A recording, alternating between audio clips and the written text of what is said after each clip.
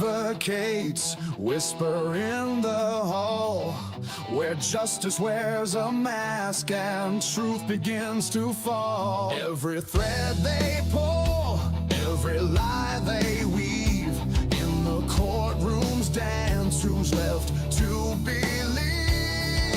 Oh, the devil's in the details, hiding in plain sight, innocent until the gavel steals the light. True crime echoes through the hollow night, fighting injustice with no end. The devil's in the details, hiding in plain sight, innocent until the gavel steals the light. True crime echoes through the hollow night, fighting injustice with no end in sight.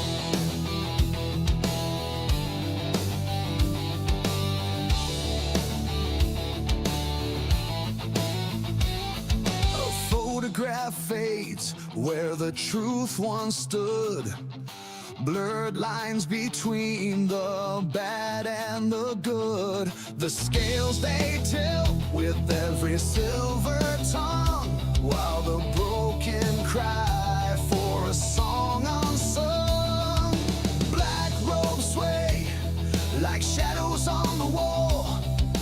One wrong word and the mighty fall.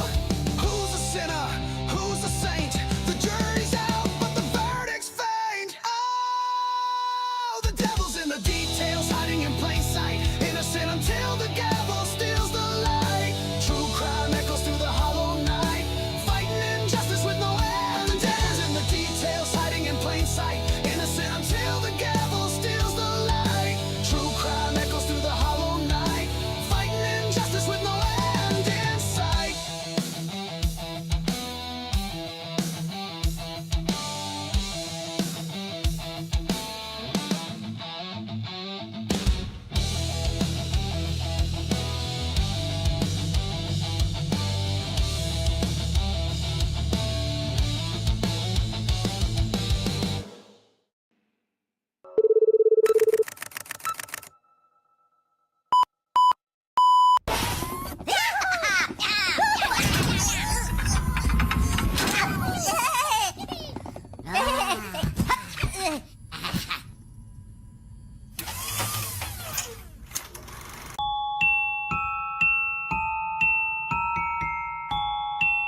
Ladies and gentlemen, do you want to know why I'm here today? It's not because I want to give you a pep talk or because I want to make you feel good about yourselves. No, I'm here to tell you the truth.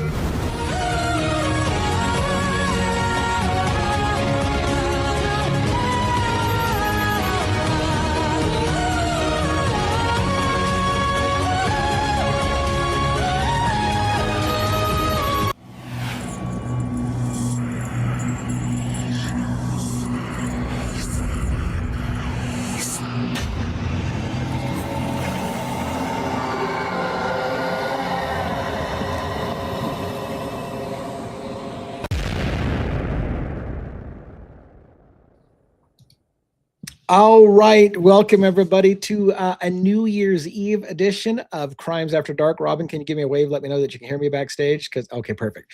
I just wanted to make sure my sound's working. It's our crew is a little short-staffed on New Year's Eve. Surprise, surprise. We have our law enforcement regular. One is probably not. Well, no, he's not going to be here tonight. Although I know we've got law enforcement in the house. We got Senior Wazowski. I think former law enforcement or current law enforcement, or is it one of those once law enforcement, always law enforcement? But anyways, we got some people in the audience that are still involved in the law enforcement trade. But our resident NYPD won't be here tonight. Joe from State of the Deep should be on a little bit later. He was just wrapping up work or something like that right about now. And so whatever time it takes him to get, into his routine and onto the camera, should be here shortly.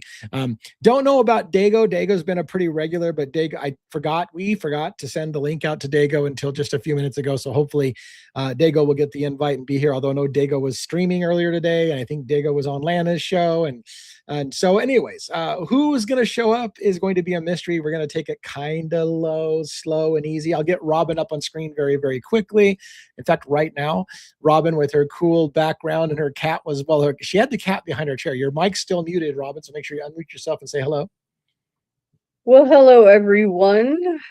Great to be here as always, and I hope everyone is having a wonderful New Year's Eve thus far. How about yourself, sir?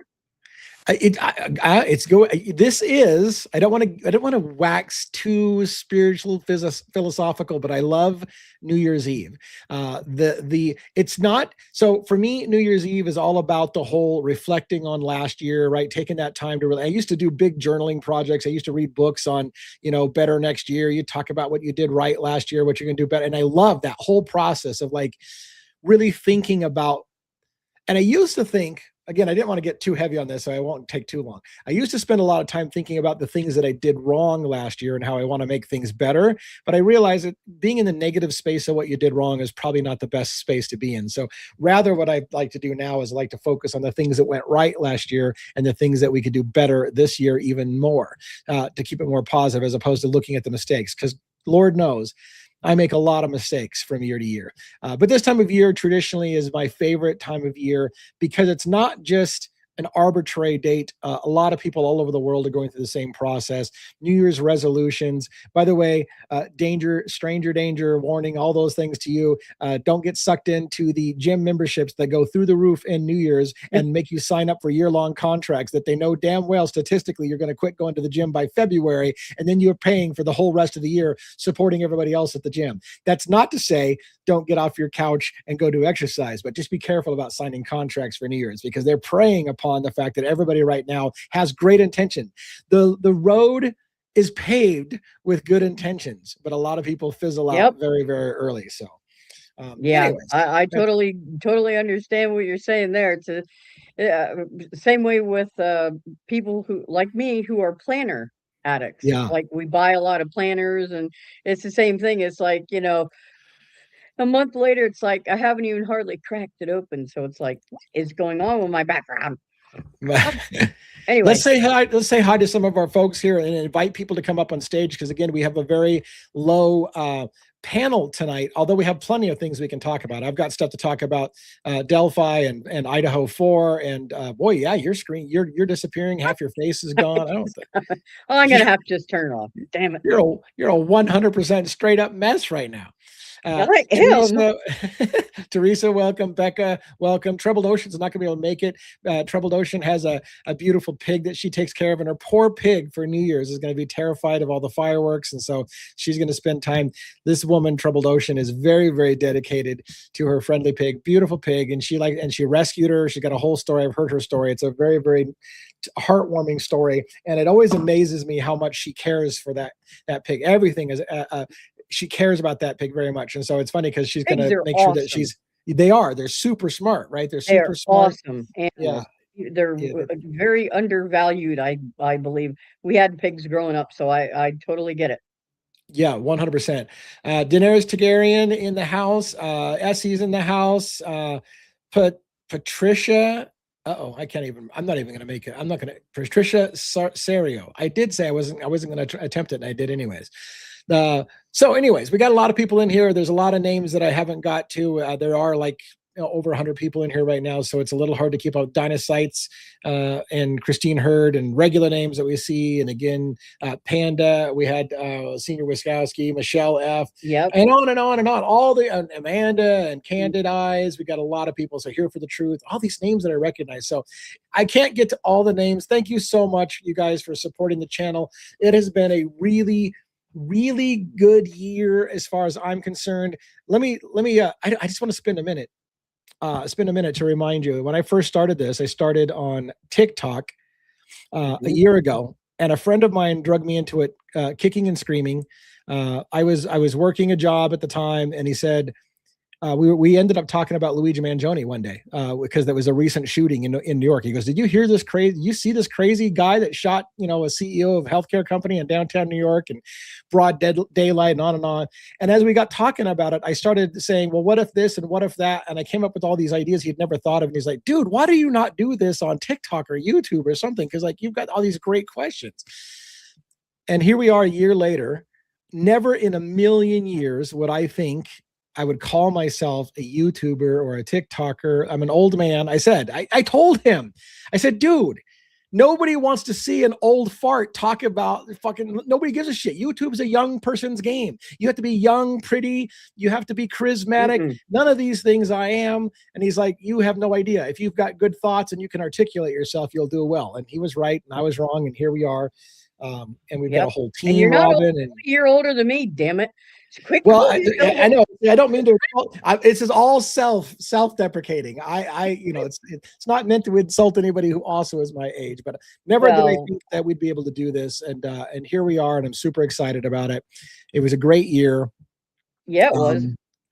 Next year is going to be. I think this next year is going to be better. I think, but who knows? But yeah, it definitely seems like we. You know, again, I won't go too much longer because I know you guys want to talk about true crime and all those things and the stories, but. I never thought we'd get past 1,000 subscribers so that we could monetize. And then I kept saying, look, we're a tiny channel. We're a small channel. And people would try to try to get me to do things that bigger channels do. And I'm like, we're not a big channel. We're a small channel. We did turn the tide. Like we're no longer, we can't call ourselves a small channel. Sure. We're not a big channel, but we're certainly not a small channel. Yes. So, and yes. Yeah. You know, it's so funny because you and I are so different in a lot of ways. You're more the pragmaticist and I'm the dreamer, and I'm just like, don't limit it, man. And what was it when I came on board? It was like we're at like 9,000 something or other, and you're like, we're never gonna hit 10,000 by the end of the year. I'm like, yes, we freaking will, and we're right at 13,000. So if you're not subscribed to the channel, freaking subscribe to the channel and help us hit 13. Yeah. It's kind of funny because that's something I don't do often is ask for people to subscribe. And it's funny because that is what everybody does. And it's for a reason, because subscriptions mean everything. It tells YouTube that you're interesting. So let me say this, for those of you who watch my show and you find it interesting, if you haven't subscribed, please do so, because it's one of the key metrics that YouTube says, boy, this person must be doing something right. People keep subscribing to his show.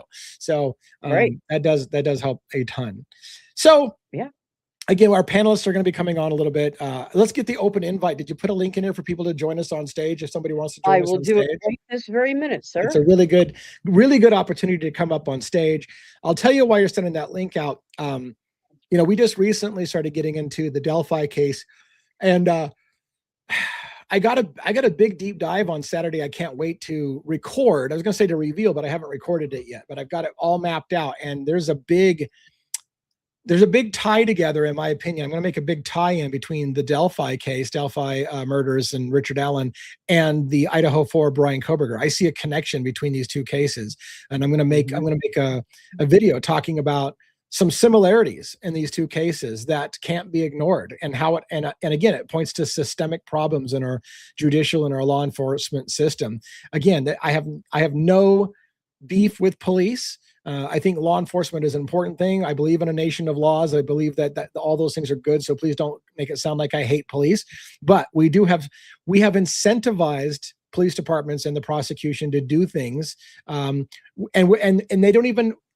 It's tricky. They don't even have to be doing it intentionally. They're just incentivized to do things that basically will lead to wrongful convictions. And it's not necessarily even their fault. It's just the system's built in such a way to incentivize wrongful convictions, in my opinion.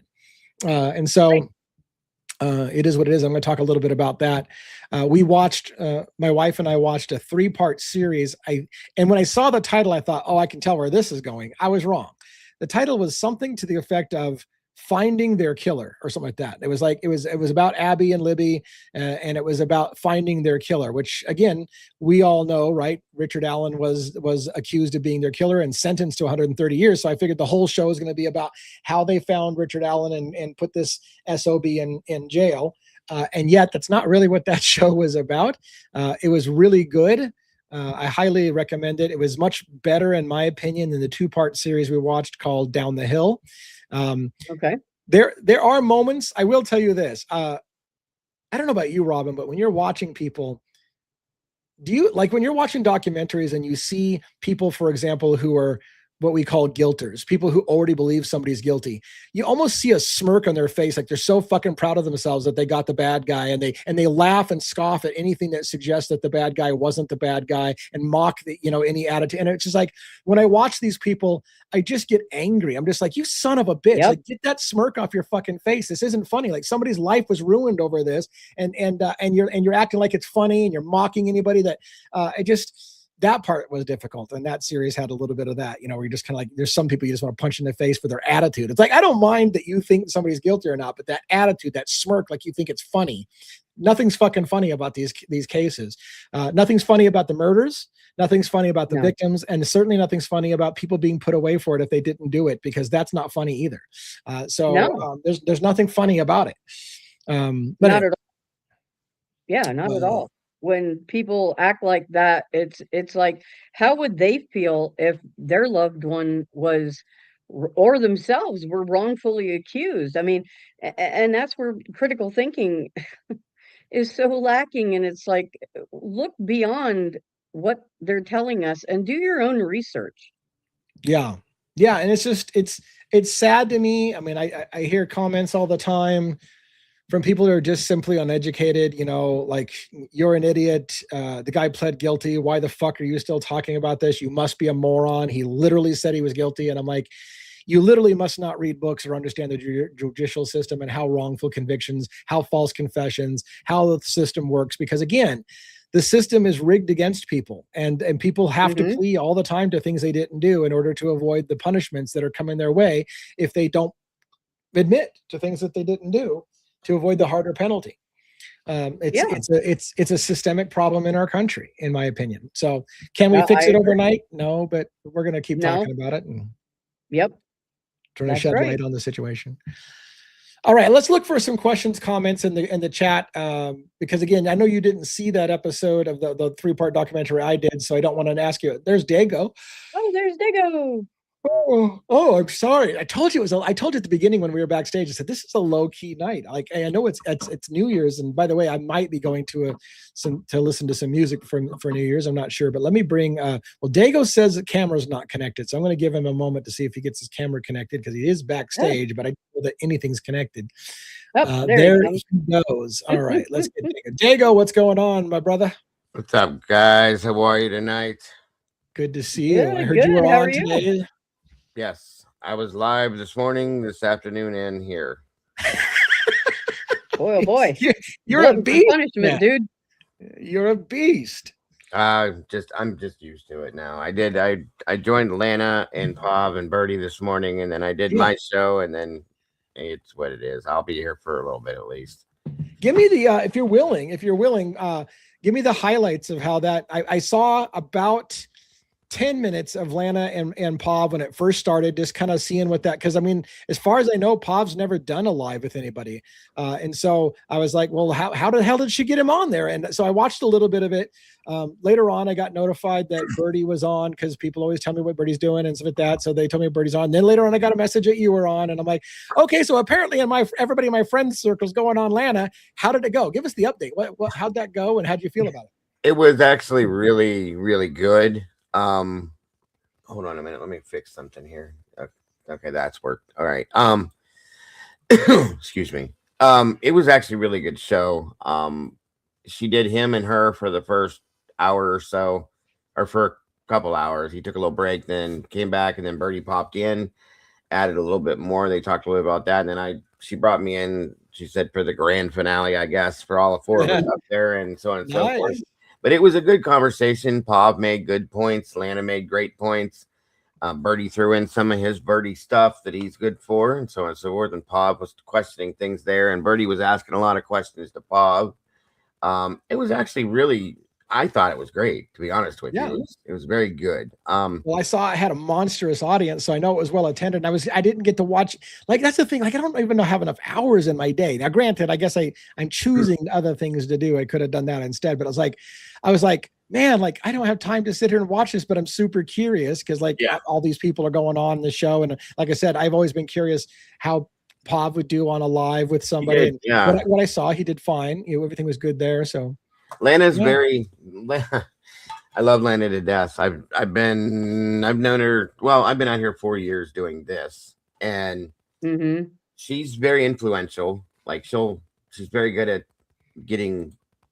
talking you into things. I guess for lack of but she does a great job with what she does, and I think I think the fact, in my opinion, and I don't want this to be taken any way by any means, but those, and I'm talking about myself included, out of all of us out here, I think those two probably do more research than all of us. Okay. Yeah. I research, you research, we all do, but those two really they go head first into the coal fire. You know what I mean?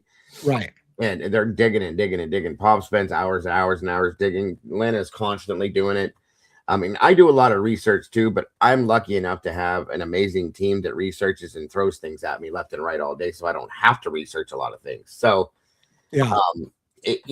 that's helpful. So I don't have to do as much. But I mean, you can just tell they work their asses off into the research and aspect of it. Lana goes and does this, that, and everything else, a lot like you do with boots on the ground stuff.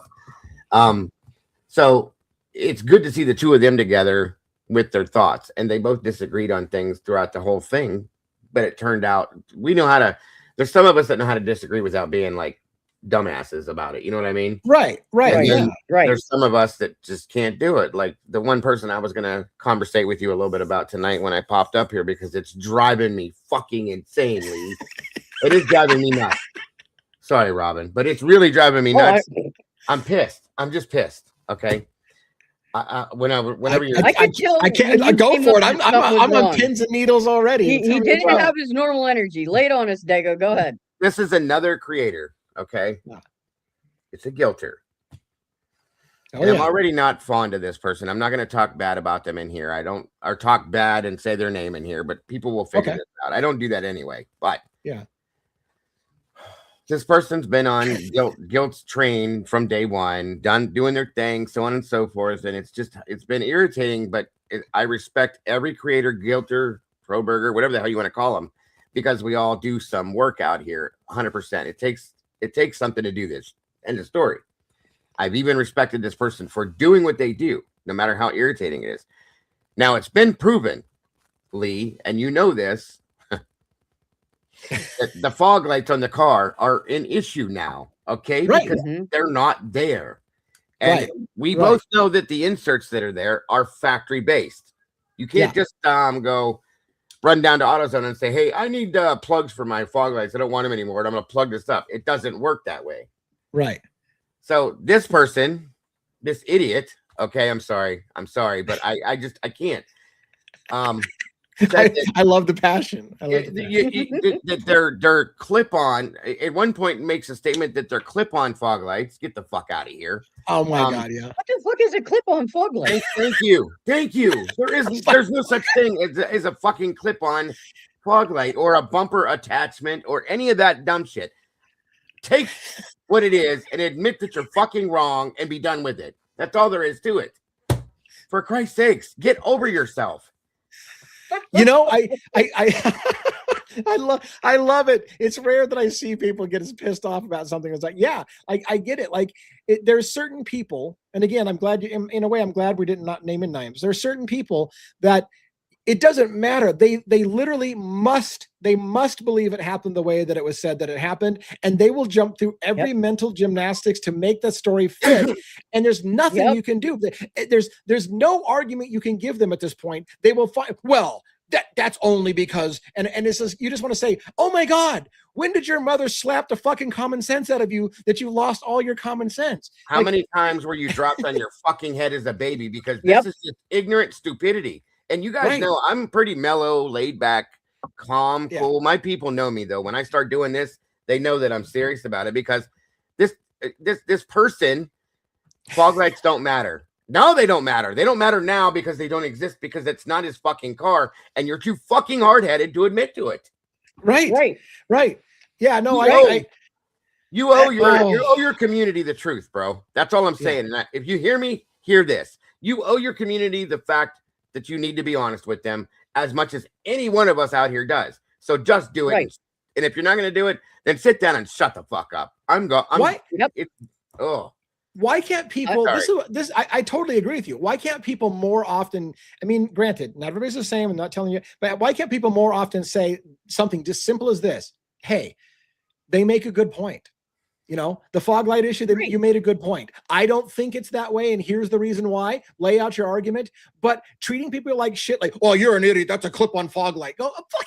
It's like, dude, like, it's a bumper why can't you just admit that there's a good argument that maybe you missed something? You can't admit you might have missed something.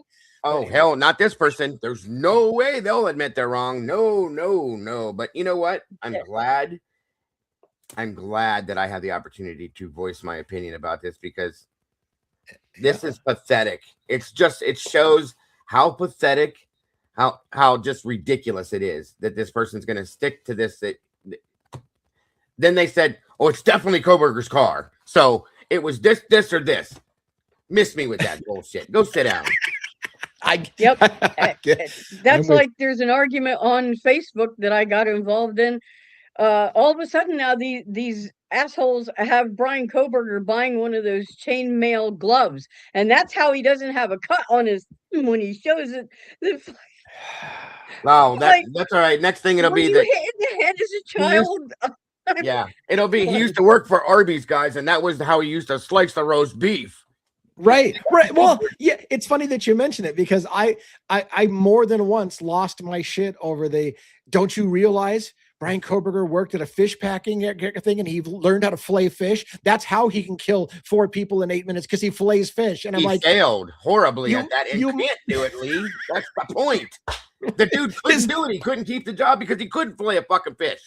Right. His boss literally said he didn't stay there. He didn't work there long enough to learn how to fillet a fish. Like, and yet it was, and again, it just shows the bias on people. Like, you tell them with common sense, there's no way that guy killed 4 people in 8 minutes by himself. And they said, well, yeah, he was a trained boxer and a fish filleter. Of course he could do it. And you're like, are you? Yeah, he was a trained boxer. Anything you can to just maintain your narrative. And this is what they very conveniently will slide right on by. He was a trained boxer and a fish player that had dyspraxia. Those 2 things, those 3 things go together very well, you jackass. Yeah.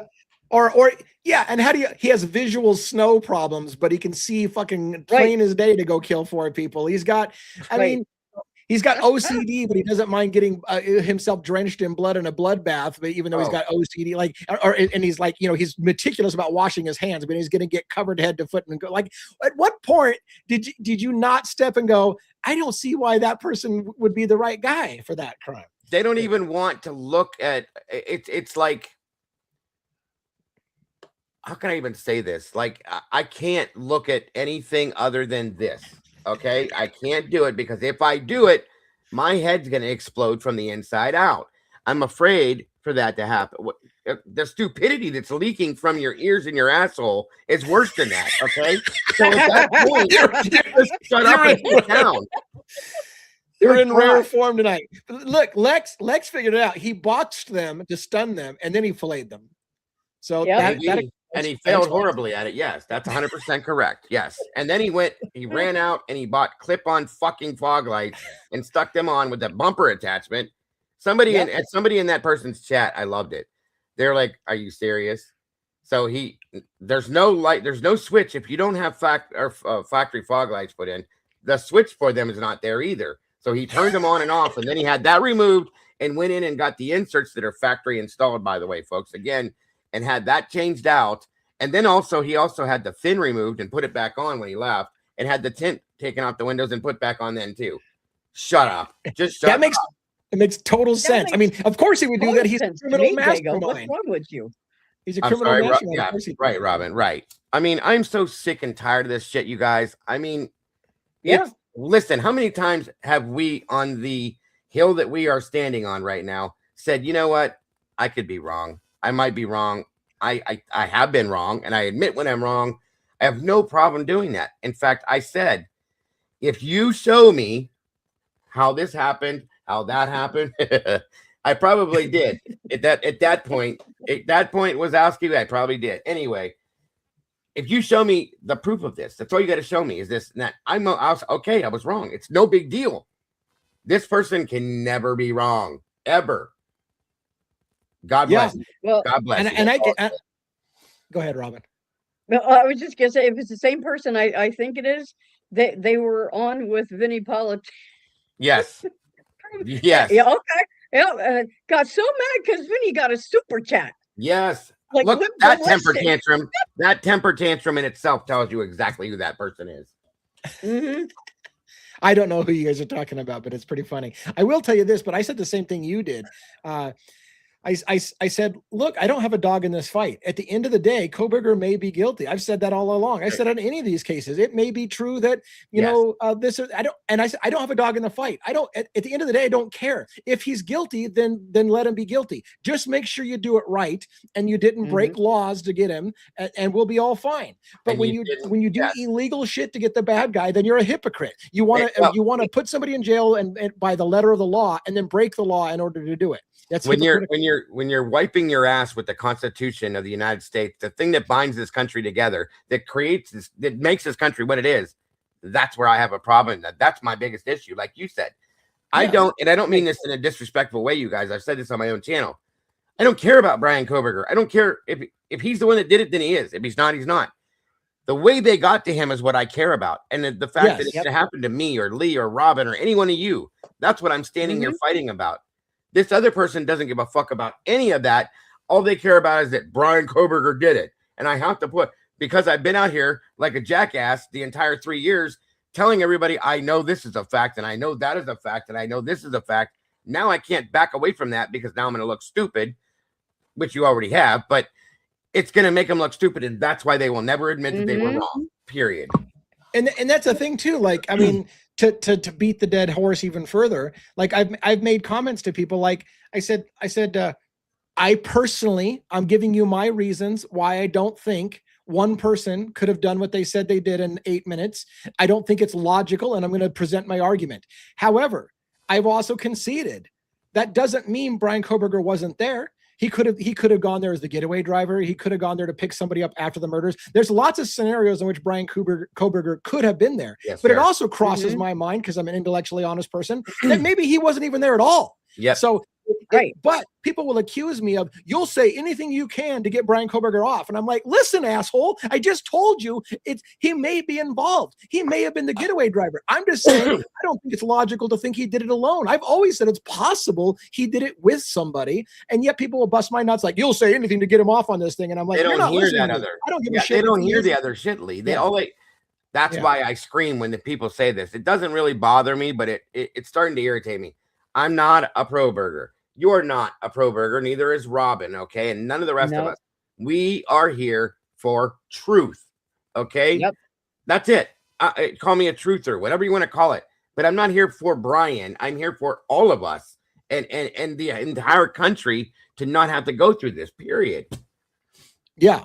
Yeah, and I absolutely believe that all of us have a passion for the Constitution and for doing our constitutional rights. And again, we have a systemic broken system in which people can be ramrodded with overcharging and over policing and narrow-sighted and not looking for alternative suspects, doing everything they can to avoid any alternative suspects being put in there. Even though our system is designed for reasonable doubt, they will try to take away your ability to present a reasonable doubt to a jury. And that's bullshit, because at the first time somebody who's totally innocent isn't allowed to even present to a jury the possibility that they didn't do it, then what's the point of having a system that believes in the presumption of innocence if you're not allowed to even present to a jury that you might not have fucking done it? Like, there's a problem. We're breaking our system. 100%. Right. And that has been from the moment that they put the bracelets on Brian Kohberger, the moment that, and they started there. They made sure they filmed the plane flying all day long to get him back over to Idaho, and this and that and this. And from that moment forward, every single ounce of propaganda that came through the media, which is how and why they did this, has always been the same thing. That man was never, ever one time for one moment innocent until proven guilty. He was guilty, guilty, guilty. Yeah. Bingo. Yes. And that's not what we stand for in this country. Not at all. And unfortunately, that's the way mainstream media has been acting for a long time. As soon as somebody is named as the person who's the suspect, then the media tells you over and over again, they got their guy before they've even started the trial. They got him. They arrested the guy. Yep. The guy's been caught. Yep. And here is a picture of the killer going to the courthouse. They'll say that kind of shit on TV. Here's a picture of the killer going to the courthouse. Like, killer has not been determined yet. They just literally got arrested. It doesn't mean they're the killer. Like, we've lost our minds in this country. And it's so bad. And the people will do whatever they have to do and ignore whatever they have to ignore to make that point and get that point driven home as hard as they can, no matter what it is. And it's completely, if you notice, and I guarantee, I bet you that nothing more is going to come from this. The big deal is now that Jack Decor was suspect number one, blah, blah, blah, all this. And the car, the fog lights. Has anybody seen any of mainstream media come out and say anything about fog lights at all in that car yet? No. Nope. They're not going to. They're not going to, because it does not fit into that narrative, and they'll look like fools because they are. Right. Yep. And I don't know how I missed it, but I sent, and it's a similar point in my opinion. I sent the 2 hour, the hour video that Jules got with all the screaming going on between 2:30 and 3:30, and a well-articulated letter to the Attorney General saying that this would leave anybody with reasonable doubt as to when those murders happened, because you don't hear any of this at 4 o'clock to 4:20 when they say the murders happened. You don't hear anything like that, but you hear a thud and a dog whimper.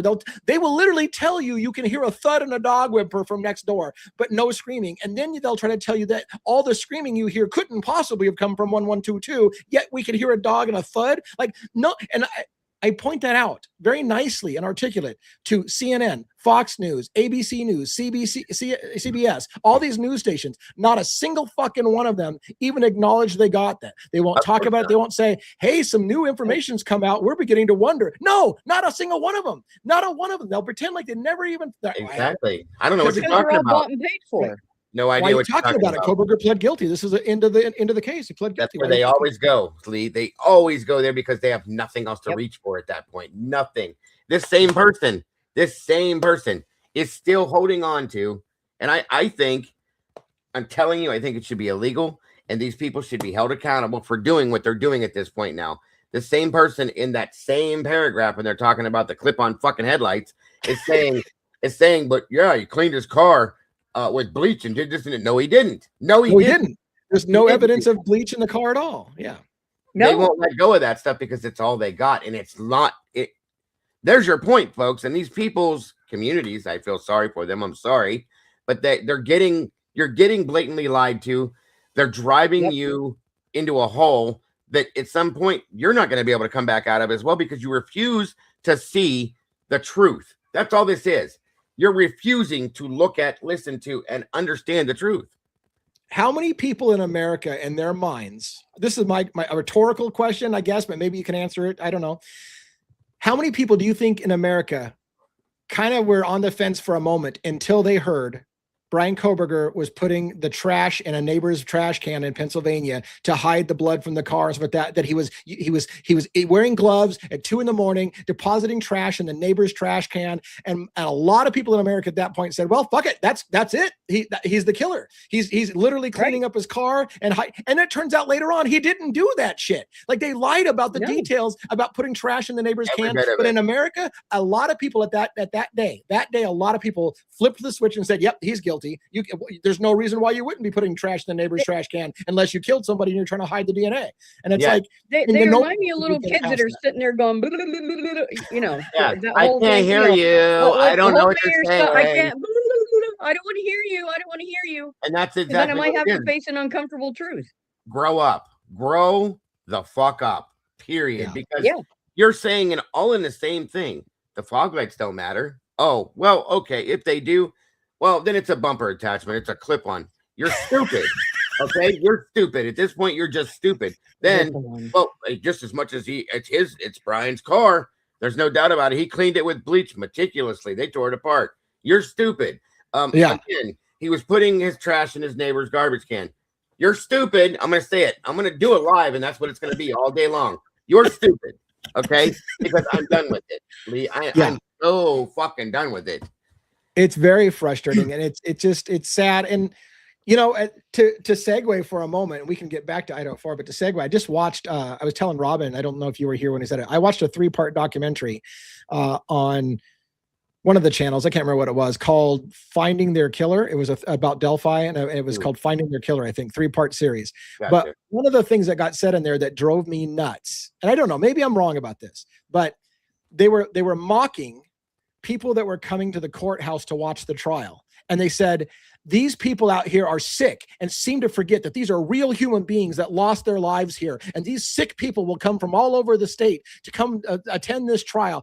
What is wrong with you that you got that this is a form of entertainment for you? And then when the guilty plea gets, they're all cheering outside. He's guilty, folks. He's guilty. Yeah. And I'm like, what about all those sick motherfuckers that are at the courthouse just for their entertainment to watch the guy get guilty? Why is it okay? Like why do you sons of bitches think it's okay to be outside cheering about how they got a guilty verdict? And that's not just there for your entertainment. But if we presume somebody's innocence and say, wait a minute, I think this guy's getting screwed. We're just a bunch of sons of bitches who don't realize that these are real people and they need to be left alone. And this is not for your entertainment. And I don't understand why people don't see the hypocrisy of that. And they're the same. They're the same fucking idiots that'll clap in a courtroom during a statement made by one of the family members because it was digging in on the right, insulting him and mocking and the judge sits there and goes, yeah, these are all the same people. They're all the same people. Idiots. You're all idiots. It just baffles me. Sorry, Robin, go ahead. No, they act like it's a sporting event. Yes. It reminds me of way back in the day when they used to hang people and people came out to the hanging back in the freaking 1800s to watch people swing from a rope. And that's kind of the way, like you're saying, Lee, they're outside the courtroom and they cheer and it's like, this isn't funny. It's not entertainment. And that's one thing I can't handle, Robin. I agree with you. I see some channels and I'm not cutting them down. Okay. It just bothers me. I see channels that will come out, start their show and say, this is purely for entertainment purposes, blah, blah, blah. This is not entertainment to me. I am here not to entertain you. Okay. I'm not here to, during my shows, I do things comically sometimes to make people laugh because you have to have a little bit of decompression from the seriousness and the harshness of this. But the entire thing, guys, is not for entertainment purposes. We are here looking for truth in a crime that was committed that's so horrific and so hard to think about. We can't deal with the fact that we don't believe that they have gotten real justice out of this. That's why we're doing it. It's not to entertain you guys at all. And you guys know that. The people that care, that are here, they know it's not for entertainment. They know it's to look for truth in a situation. There are people, I hate to say this, there are people that are entertained like this. There are people that will come in here and they will run into these channels that turn this into drama and they're entertained highly by that. Okay. You people are the ones that need to go to fucking heads check, because when you're entertained by the death of somebody else and the fact that the person that committed the crime is not the right person and they're lying through the investigation, and I was referring to Delphi there, and doing all these things, that's not entertaining either, you guys, okay? You should want this country to be here, to be the way it's supposed to be, like the rest of us do, but all you care about is you're bored, you have nothing else to do, and there's nothing great on TV, so you're going to run in here and see what drama you can find in the true crime community now. It's sick. I will say this. I agree. I agree with your rant about it's not entertainment, and I don't like when people do that because it softens what you're saying when you're saying, hey, this is just entertainment. I'm just trying to entertain you, right? I will tell you this.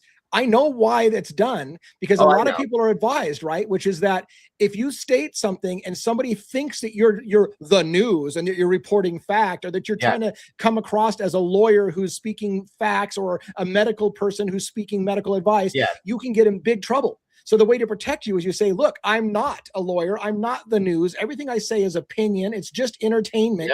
And it's a legal loophole, right? If I make sure you're clear, I'm not putting myself out as the authority. And therefore I'm telling you, which is funny because mainstream media they can just tell you things like they're the authority. I'm CNN and the killer just did this, and they're perfectly fine. But if I say I'm Lee and I say he did this, they're like, fucking defamation of character. That you're not a fucking news anchor. You can't just say that. And so I have to say, this is just entertainment. statement and it's just my opinion, because it's the only fucking Yeah. protection we have, because they'll go after us saying, well, you're trying to represent that as fact. And like Well- CNN and Fox represent shit as fact all day long and don't have to tell you that they're just entertainment, but they're doing the same thing we are.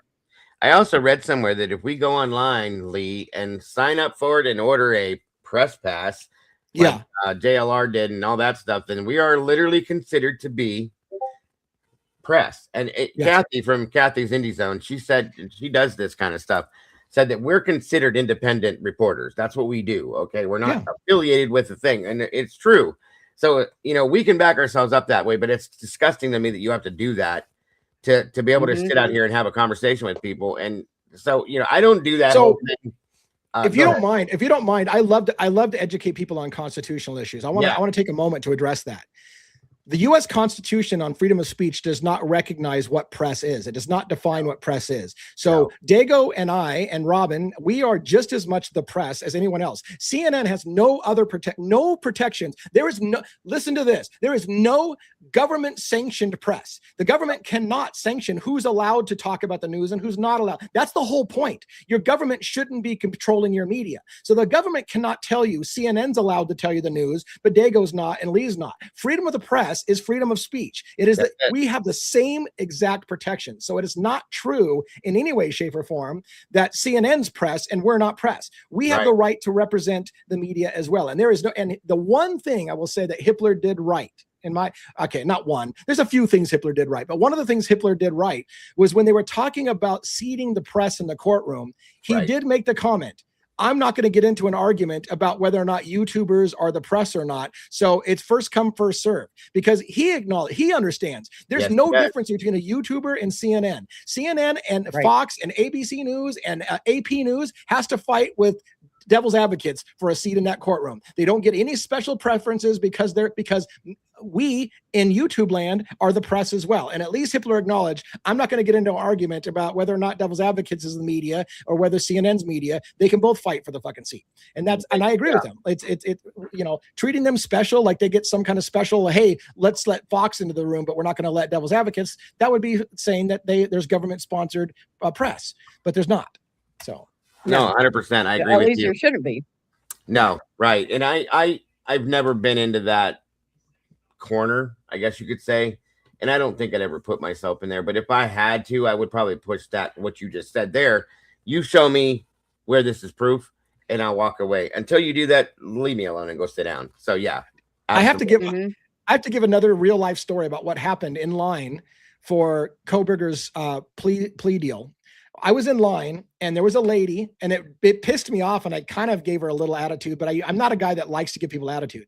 But she decided, she was a regular person that's been with the media. Everyone in the media that was showing up knew her. Fox was there, like, oh, hey, look, it's you. Hey, good to see you. When was the last time you were, are you going to this trial? Are you going to that trial? So a lot of the media people knew the media people. And I'm sitting there in line. I'm third in line to get into the Koberger thing. And in front of me is like AP News and Fox News. And this lady gets out a clipboard. She starts writing down and she tells everybody in line, okay, what agency are you with? I'm with ABC. Next person, what agency are you with? I'm on Fox. Then she comes to me and she says, what agency are you with? And I said, Devil's Advocates YouTube. And she goes, okay, public. And then she moves on to the next person. I'm like, wait a minute. Why are you putting down these people as press? And I just told you, like, that was my attitude. I didn't have this fight with her, but it pissed me off because she literally wrote down, oh, ABC, Fox, public. I was just public. So she's treating, again, this clipboard holder is treating the press. Oh, if you're with, what affiliate are you with? You don't have to have an affiliate to be in line. The fact that you're doing that and saying, oh, Fox is here in position 1 and CNN's in position 2 and some guy from the public's in position 3 is bullshit. Because I have every right to be in position 3, and you're kind of leaning towards the idea that, oh, well, the media needs to get there first. Let's bump him down like 12 spots and put him at the end of all the media. So, and they don't like us anyway. Most of them don't like us because of the rumors that have been created about what we do or don't do, per se. Right. What we do is we make the press look bad because we tell more truth than they ever have. They don't like that because it destroys their narrative. And back in the day, they would just run their narrative, tell their story, and nobody said a word. It was okay then, not anymore. So yeah. Whew, we've been on a rant. I think we've been on a 49-minute rant of just pissing and moaning about shit. Sorry, I came in here like I did, but I was so hot when I came in. I'm like, maybe I shouldn't have, but damn. It's all good. It's pure stupidity, you guys. I mean, It is. Mhm. It's like brain damage. beyond, and you just sit there like the fog lights don't matter. Yeah, But this they- is great. So, Flip on. satire was like that story that I think I told is why she subscribed back in the day. That story of it being in line at the Kohberger yeah. trial, and Yeah. it was an eye-opening experience.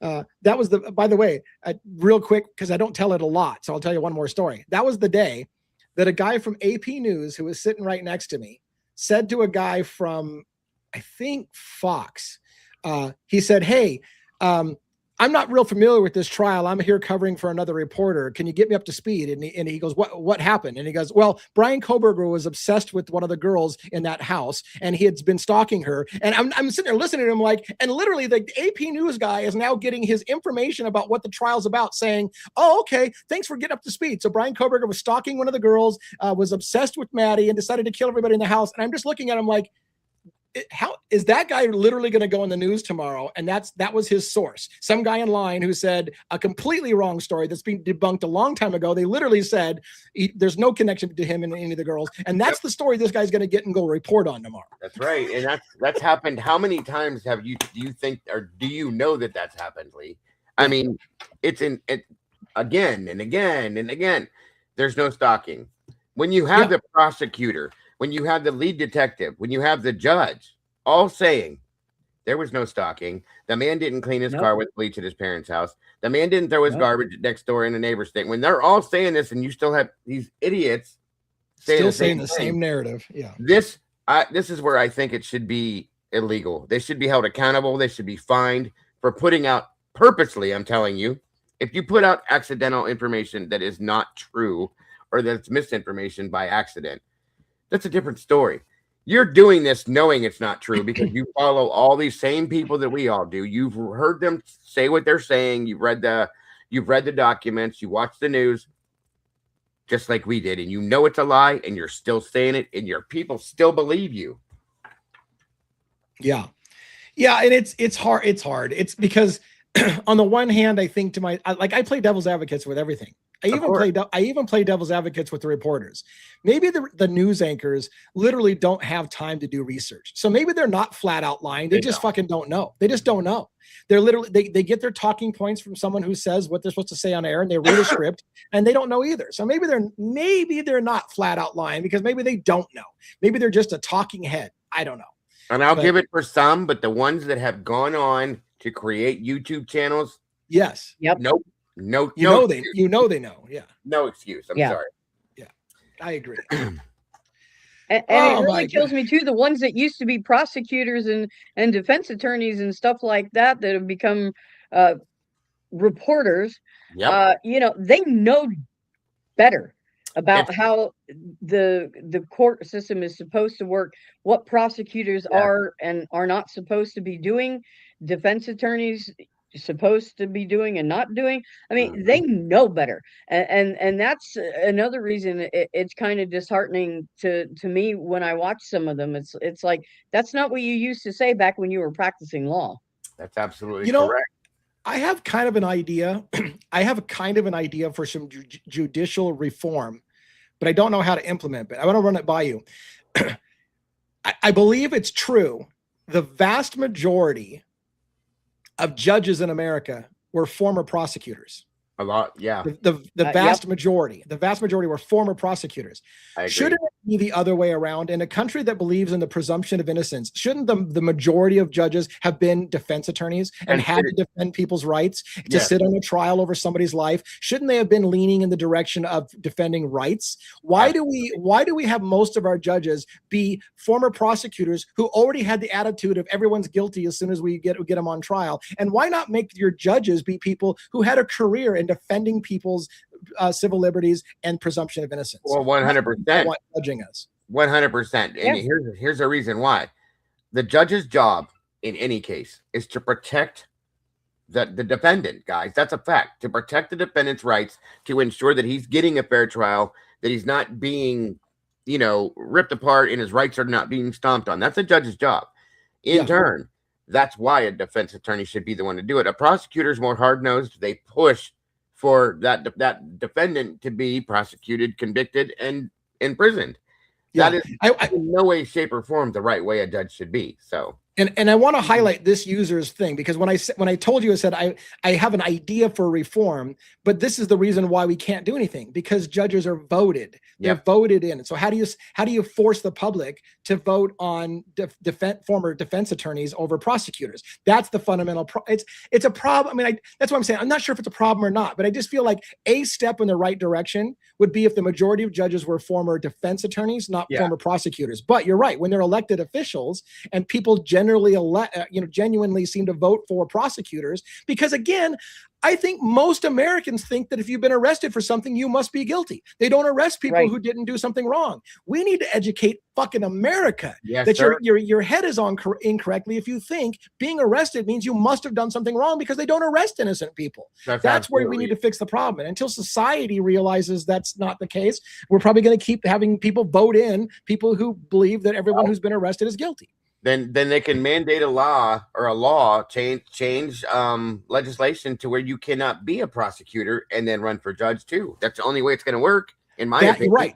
That's the kind of reform I'm talking about. Yes. It would be nice if they had some kind of thing that you can't run for the office unless you've had at least X number of years being served as a defense attorney. Yes, sir. So if they did that, then people still could have the power to vote for their judge, but the judge would have to have a certain number of years in which they've been a criminal defense attorney.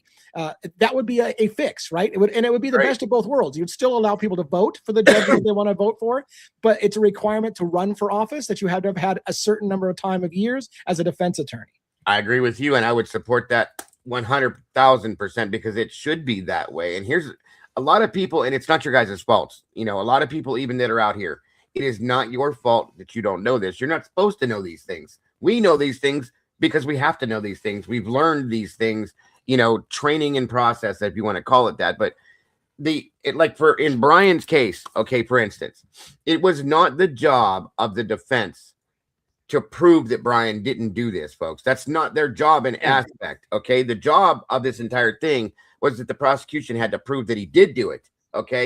Now, unfortunately, within this case, as we've all seen it, Ann Taylor had to step up, and she damn right had to try to step up and say he didn't do this to prove he didn't do this in some aspects. But that's how this works. A lot of people don't understand that. They think, Ann didn't do her job. She didn't prove that he didn't do it and didn't do it. That's not her job. She did her job, folks. She saved that man's life by taking the death penalty off the table with whatever she did. For whatever reason she did it, which I'm hoping one day we'll find that out. But she did her job to the best ability she could. She was cornered by, in my opinion, a prosecution and a judge that was working with the prosecution, doing something he shouldn't be doing, and had no other choice in that aspect. But people don't understand how this stuff works, that the judge is to protect the defendant, and that the defense is not there to prove that the defendant didn't do it. They're just there to defend his rights so that the prosecution cannot destroy that person while they're trying to prove that he did do it, which is what their job is. and that's there needs to be more education with that stuff, I think.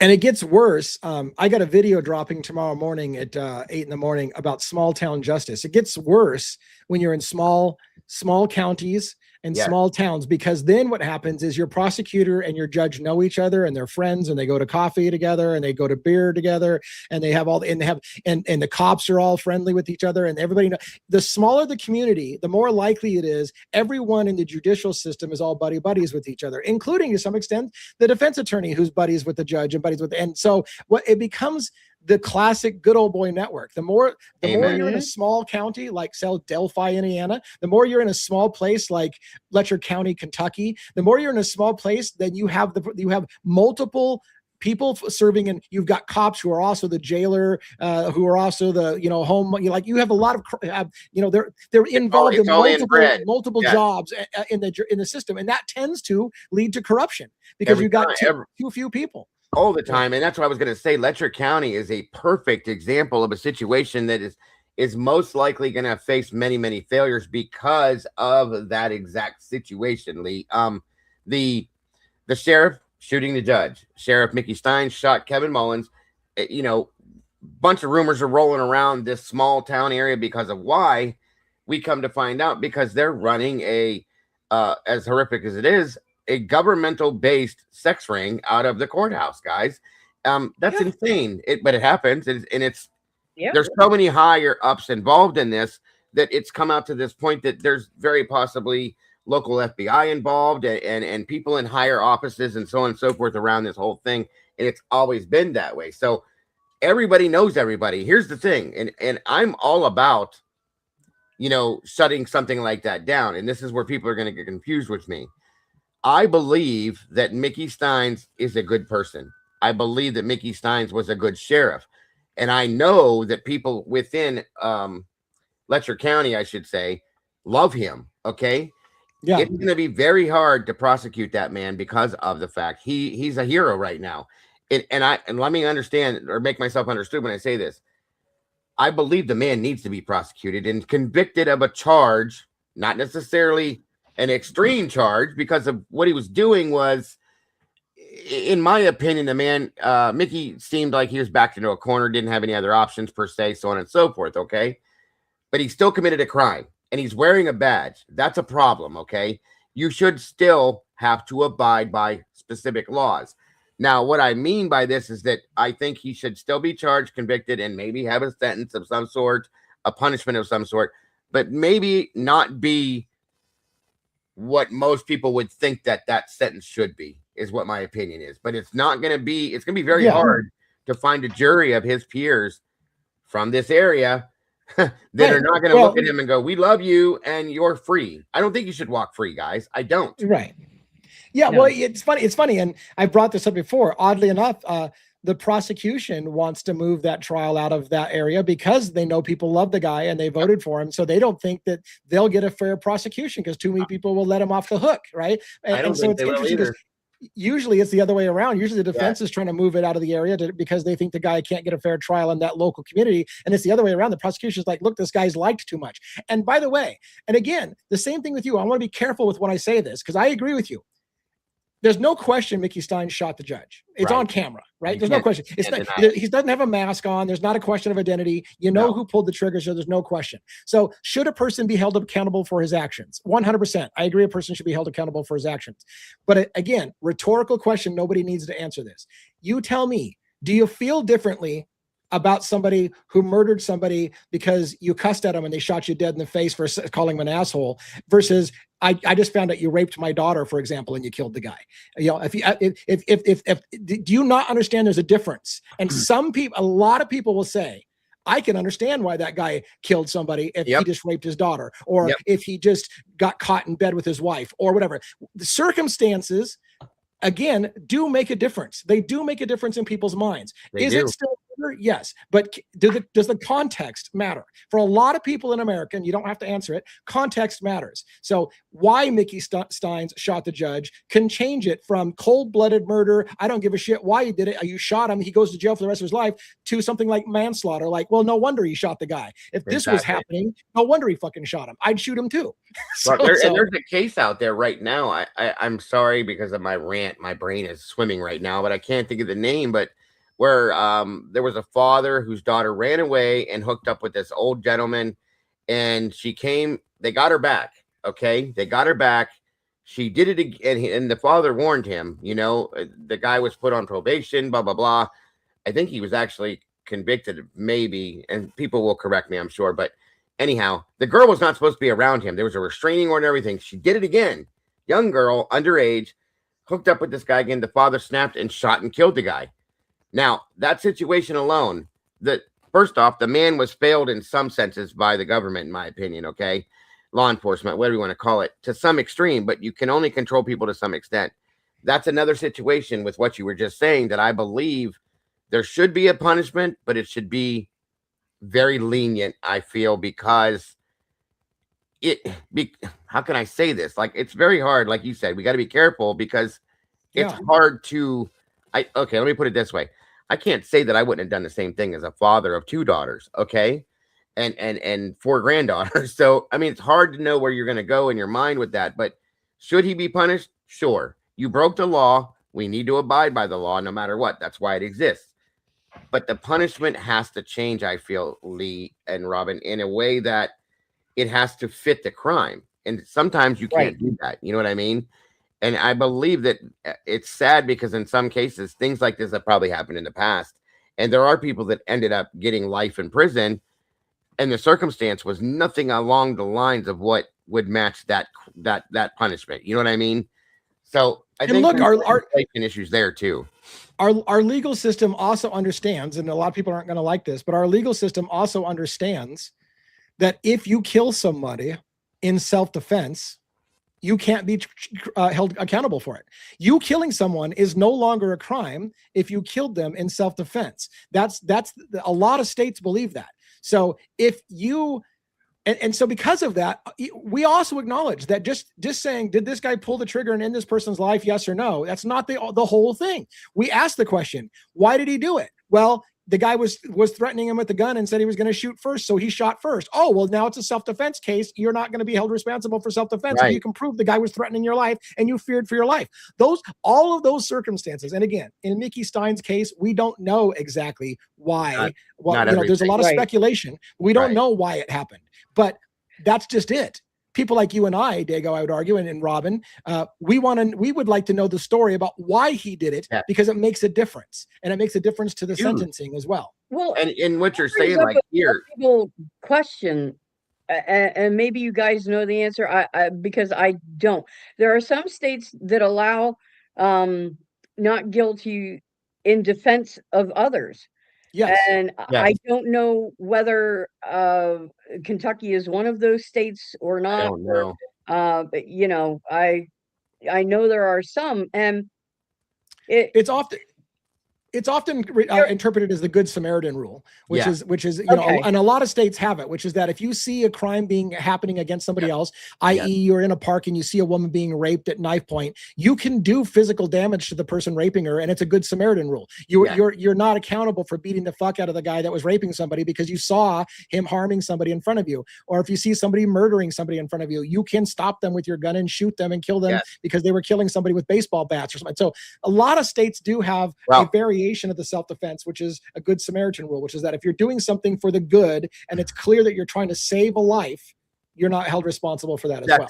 That's what I was going to go to right before that, and I didn't mean to kind of cut you off at the beginning there, Robin. I'm sorry about that. No, that's okay. What we have here in Ohio now, folks, is like it used to be, and my family's law enforcement, my uncle, grandfather, father, they were all, and they used to say, if somebody's trying to break in your house, shoot them and drag them in your house. That was what everybody used to say. Because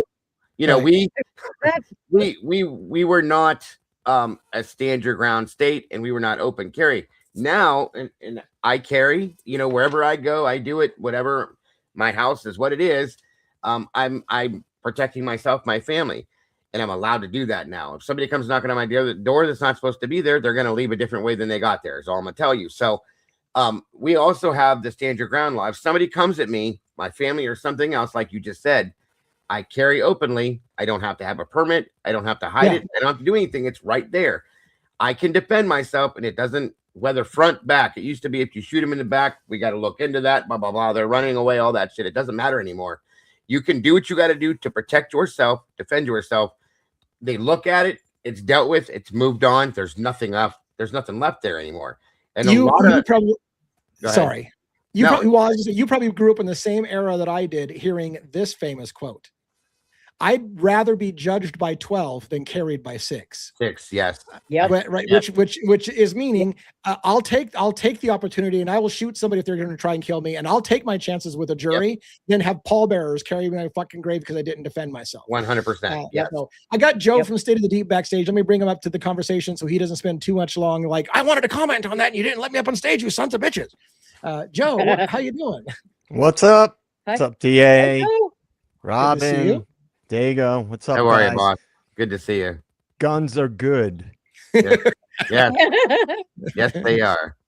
Yeah, when I made that comment about I'd rather be judged by 12 than carried by 6, he knew, he was back there backstage nodding like he knew exactly what I was talking about. And in fact, you know where I first heard that? I heard that from a cop when I was a young man and I was looking to get my first concealed carry permit. I was asking him, like, am I making a mistake by carrying a gun? Like, because there's an argument, because I'm a thinker, right? So I was a thinker. I said, look, all of a sudden I can't get into a fist fight Because if I get into a fist fight with a guy on the street, all of a sudden my gun becomes his gun. Because if we get in a wrestling match, he's going to take my own gun from me and shoot me with my gun. So now all of a sudden I have to worry about what could have been just a scuffle on the street. I got to worry about that turning into a life and death situation. And the cop was telling me essentially, yeah, you have to think about all those things. However, I'd rather be judged by 12 than carried by 6. So if you're in doubt, you defend yourself first and then take your chances with the jury. Right. So, yeah.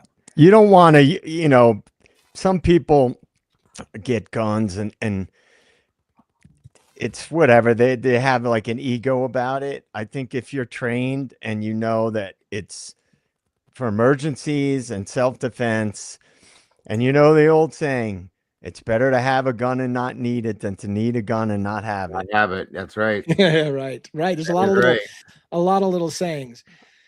Yeah, the gun situation has been something that's, I mean, I don't want to, I mean, I know that a lot of people who are outside of America think, you goddamn Americans and your guns, everybody's got a gun and it's just a freaking wild, wild west out there. And I get it. Like, I don't want to make this a pro gun or whatever show. And that's not what it's all about. But I guess the whole point of what we've been talking about is that context matters. Why Mickey Stein shot the judge matters. Why, I would even argue, and I know that not everybody in this panel is going to agree with this, maybe, but even why, if Luigi Mangione shot Brian Thompson, it needs to know why. It's not just a matter of did he or not. Why did he do it? Context matters. All of these murders, context matters. In my opinion, the depth of the context matters too, Lee. That's another part of it. The context and the depth of that context is what matters. Like, for instance, with Linguini Manicotti, that one, you have to kind of look down a little deeper into that than just what's on surface, in my opinion, is all I'm saying. Yeah, that's a much more complex case. Yeah. And I don't want to get into the nuance of it right now. No, but, of course but, not. But you know, but the bottom line is just all of these cases, it's not just a matter of black and white. And a lot of people live in a black and white world. Did he or did he not pull and in fact, when you get into the trial, that's what they'll try to do. Well, it's, you know, it's not a matter of did he not or bottom line, did Mickey Steins pull the trigger on the judge or not? Yes. And we rest our case. Well, I'm sorry, asshole, but that's not doesn't work that way. No. We need to talk about what happened. So yeah, that's exactly true. By the way, as an aside, on the Mickey Steins case, I had a video, I think it already came out, talking about the difference between criminal cases and civil cases.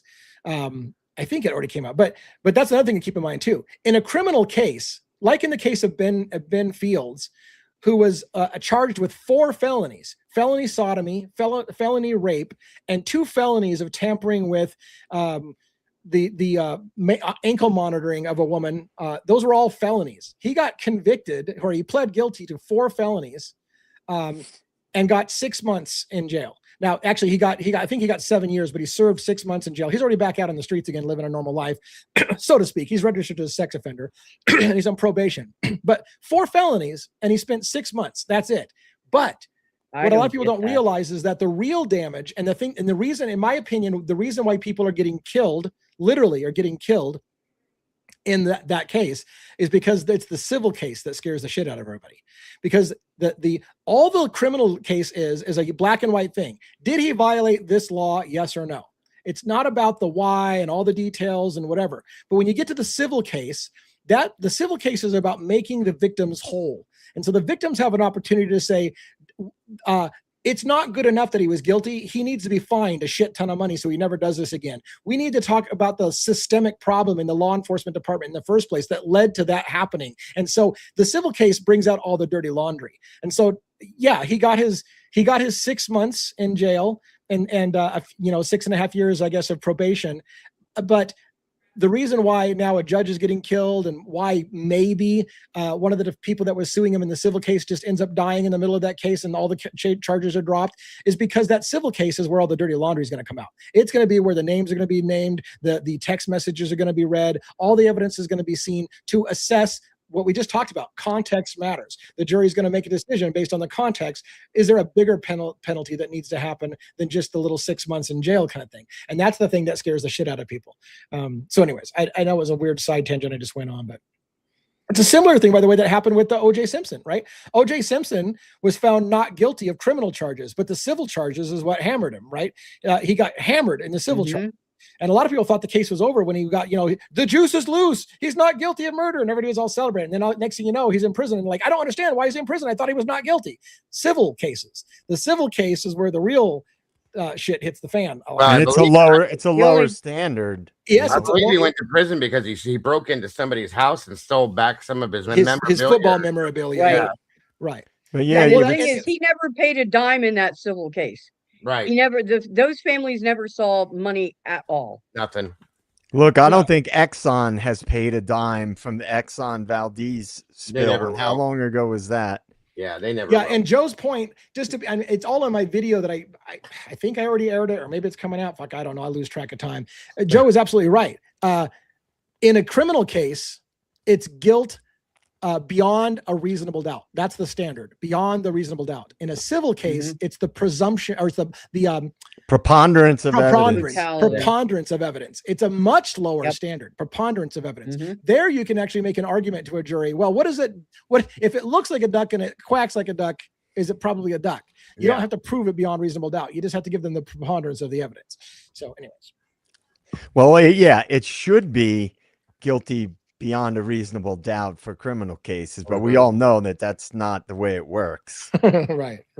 Because remember, the key is you just have to convince the jury of that they're guilty beyond a reasonable doubt. Yeah. And a jury can be swayed by, again, like look at the Idaho 4 case. I mean, there's the actual facts don't line up with what the narrative has been since the PCA. Right. And the more we see, and okay, this is my fault, but I've been really busy now because it's the winter season here in the mountains, right? It's extremely busy. So I've been busier, but I still go on Reddit and I look when people post documents and things. So I try to see, and have you guys seen that the Dylan's old text that was floating around that they were bound and gagged and it was like considered a hoax and all that's going around again? Yeah, I didn't see that. That's making the rounds on the some of the Idaho 4, one of the particular ones on Reddit. And I also saw some other documents that I don't. Do you want me to not go into this? Because I know. No, go ahead. No, go ahead. We're free flow tonight. So okay. And by the way, I wanted to make sure I came in and was able to, give some New Year's cheer for everybody.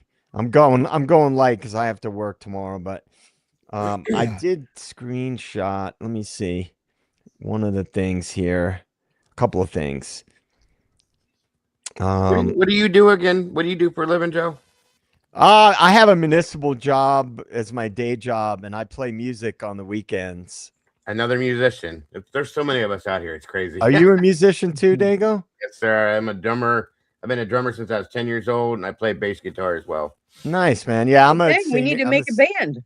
Yeah, I'm a singer and a guitar player. I've been doing it, playing gigs for 35 years. I've been good deal doing it. And I live near a resort area, so there's a lot of work. And the winter's a busy time, so I'm starting to get busy with gigs again. But I just see these, like a few documents that I've dropped. Like one I saw today was about the blood collected. I'm sure some of you guys probably saw that. Another I was going over that earlier. The supplemental narrative one was about the camera. The 1112, you guys probably saw that. It confirms that there was audio on that time frame. Yeah. Yes. So we know what Jules has been saying, that they lied, and there is confirmation that they had audio on it. Right. Which of course they did. Of course they did. I mean, it's astonishing how far we're almost 4 years. We're basically a little over 3 years away from the initiation of this whole event in Idaho 4. And yet I listened to you guys while I was driving home. So many people cannot get away from the official narrative, no matter how much evidence they are presented with. No. And I think it's a fundamental problem. And DA and I talked about this quite a bit with the Deep Devils thing that we did. Some people, their minds are locked into this sort of official narrative way of thinking. And it's interesting because it's all psychology. Some people just need a narrative. They're not really concerned about the truth. Mhm. I mean, I don't want to spin up Dago again, but you missed. We started out with the whole, like, the fog light issue now. I heard it. I was listening to the whole thing. Oh, you heard me going Oh crazy. yeah, I love it, dude. I'm love sorry. it. I'm just fucking fed up, Joe. I mean, I'm like you're saying here. I mean, enough. When is enough going to be enough? Okay, like we sit out here day after day after day. We point out specific things. We show it to the whole world. The people that choose to look at it, they see it. These people, and then we also have that. I've noticed that the people that are on, I guess I'll say, our side of the fence, we look at the other side of things too and say, yeah, we can see this, and yes, I can see that, and that makes me wonder. Like we both have said, we have all said at some point, I don't know that Brian did this or didn't do this for sure, but I've always said too, I do believe on my side of things from what I've seen, there's no way that he did it on his own. And I still even question if he had an involvement at all because of what I've seen. But I will look at the other side. These people, they won't even look. They don't even care. They don't want to even think about looking over there because anything you show them, there's an automatic, some dumb shit like clip on fucking fog lights. Okay. They go saucy tonight. I mean, truly, something like that will come out, or they'll make a comment like the fog lights don't matter. It's Brian's car. But how does that make any sense? The fog lights are on the car, and if they're not, then that means it's not the car, and they don't want to hear it. So, dude, no, sorry. they don't. I told this story on here before, but not with you, Dago.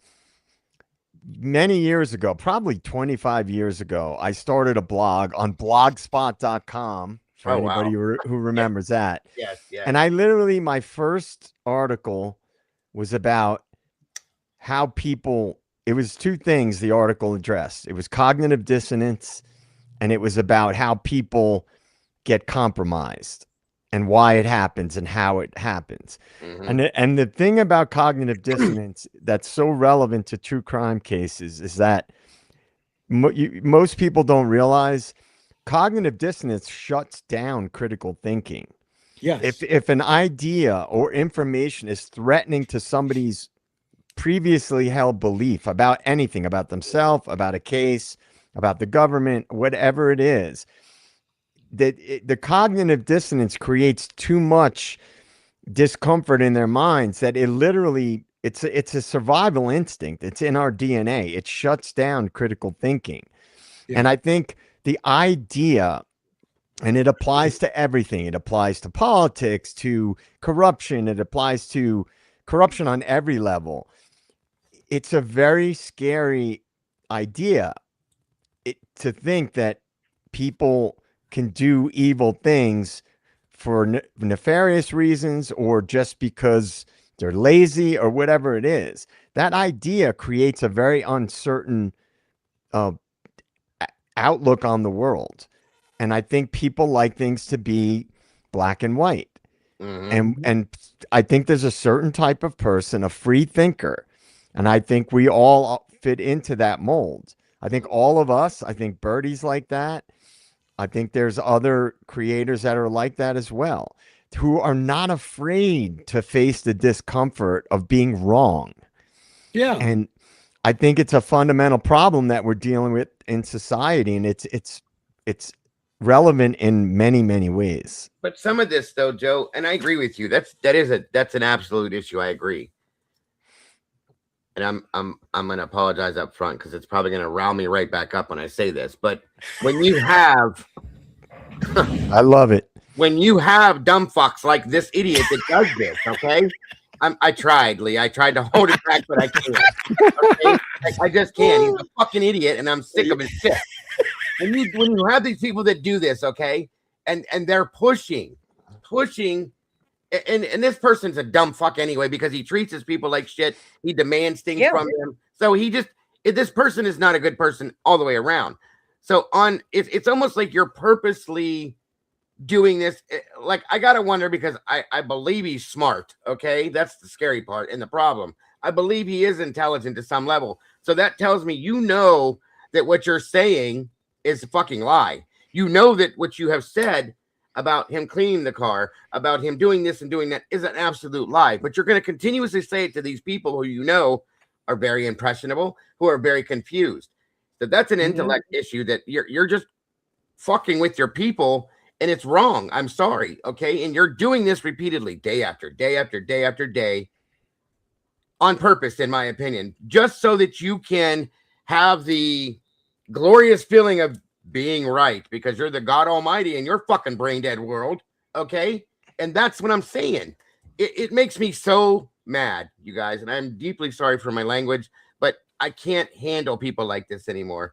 I see so many of them, especially this idiot that has been out here for years, doing the same thing again and again and again and again in multiple cases, and just won't. You refuse to look at it any other way. If they're guilty, they're guilty. If they got arrested, they're guilty. If they said they did it, they're guilty.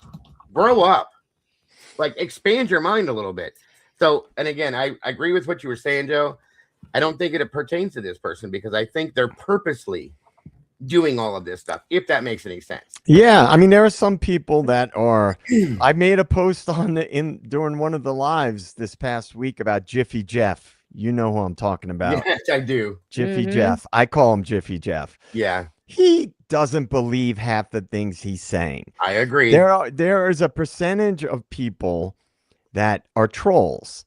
Yes. And there's also a percentage of content creators that, and not just in true crime, in other avenues as well, that they know they get rich, quite frankly.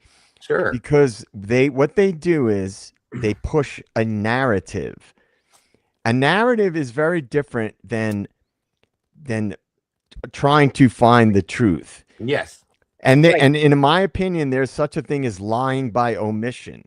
Yes. Right. So you know things that would impact your argument, but you leave them out conveniently because you know. Now, I am not interested in.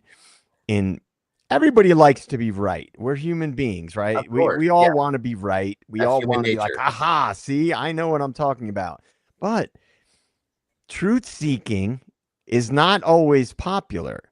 And I've taken a lot of slings and arrows because of how I am, because of I speak my mind, and I always have. And it's not always great socially, because some people are threatened by that. Of course. And truth seeking, in my opinion, and DA and I have talked a lot about this kind of stuff. We spent way too much time together in Idaho. I mean, what, 5 days straight? We talked about a lot of shit, and we may not always agree, but we'll wrestle it out. We'll challenge each other. Yes.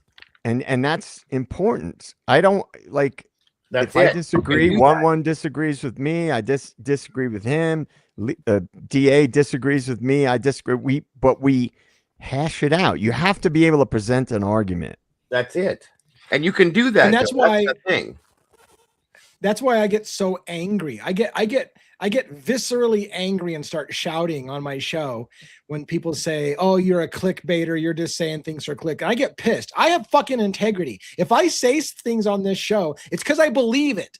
If I say it, it's because I believe it. And I will be the first to tell you I was wrong. I did think this. I'll tell you what I thought it. I'll lay it out for you one more time. This is the reason I thought those things. But in light of what you just showed me, I was wrong. How many people don't do that because they're so stuck on having to tell their narrative, and then they come to me and say, "Oh, you're a clickbaiter." Like I'm not clickbaiting shit. Like if I'm saying it, it's because I really think it has teeth. And oftentimes I'll even weaken my own argument before I tell you. I'm like, look, before I tell you this, there's a reason already. I'm going to tell you that I might be wrong. And I'll sometimes even tell you the counter to my argument before I lay it out, because I want to be fair with shit. I'm like, look, before I get into this, there's a reason to think I'm wrong, and here's what it is, but let me present it anyways. And a lot of people don't do that shit. I do the same thing. And I'll say right out of the gate, guys, I'm going to say this, and this is absolutely, and you see me do it. This is in my opinion, okay? And I'm probably wrong when I say this, but, and then I do that on purpose because I don't know if I'm right or wrong, but it's a thought. This other fucking idiot does not ever do anything like that, okay? That's what bothers me. No. And you shouldn't be out here doing this to people. And it just, I'm going to stop because I'm going to continue going on and on about it, and I don't want to do that to you guys. I'm sorry. And I will say, to DA's credit, and I'm not an ass kisser. If we disagree, we disagree. We've had some pretty long discussions. For sure. He's not afraid to battle it out a little bit. We've had like pretty intense discussions about different ideas, different things. He doesn't get threatened if I have a different perspective than he does. And I don't give a shit about, like, I never wanted to be an influencer or anything like that. All I care about is trying to find the truth and finding people that are not afraid to be unpopular.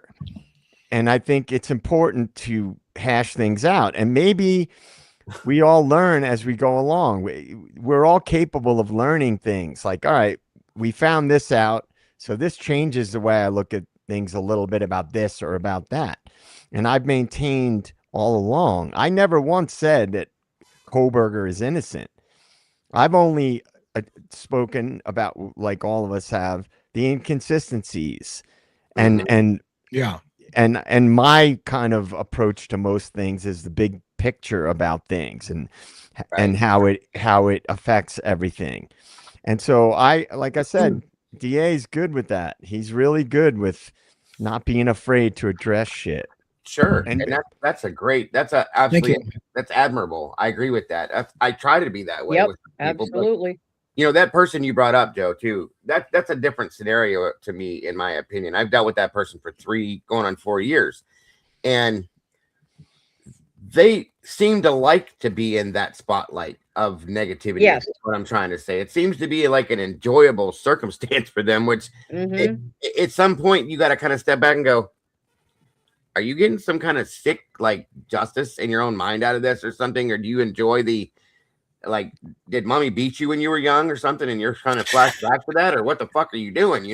It's weird, but no matter what you say to this person, they will create an argument for you to wrap yourself up in. And I never had, you can ask I see the Blue Crews in here, a lot of them.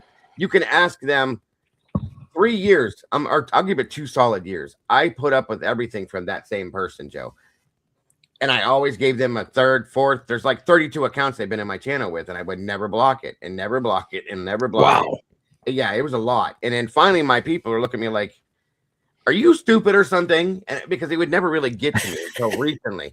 And I'm finally like, okay, guys, I get it. And I'll do it. But they just keep going back for more and more and more because it's a negative reaction. And yes, I am.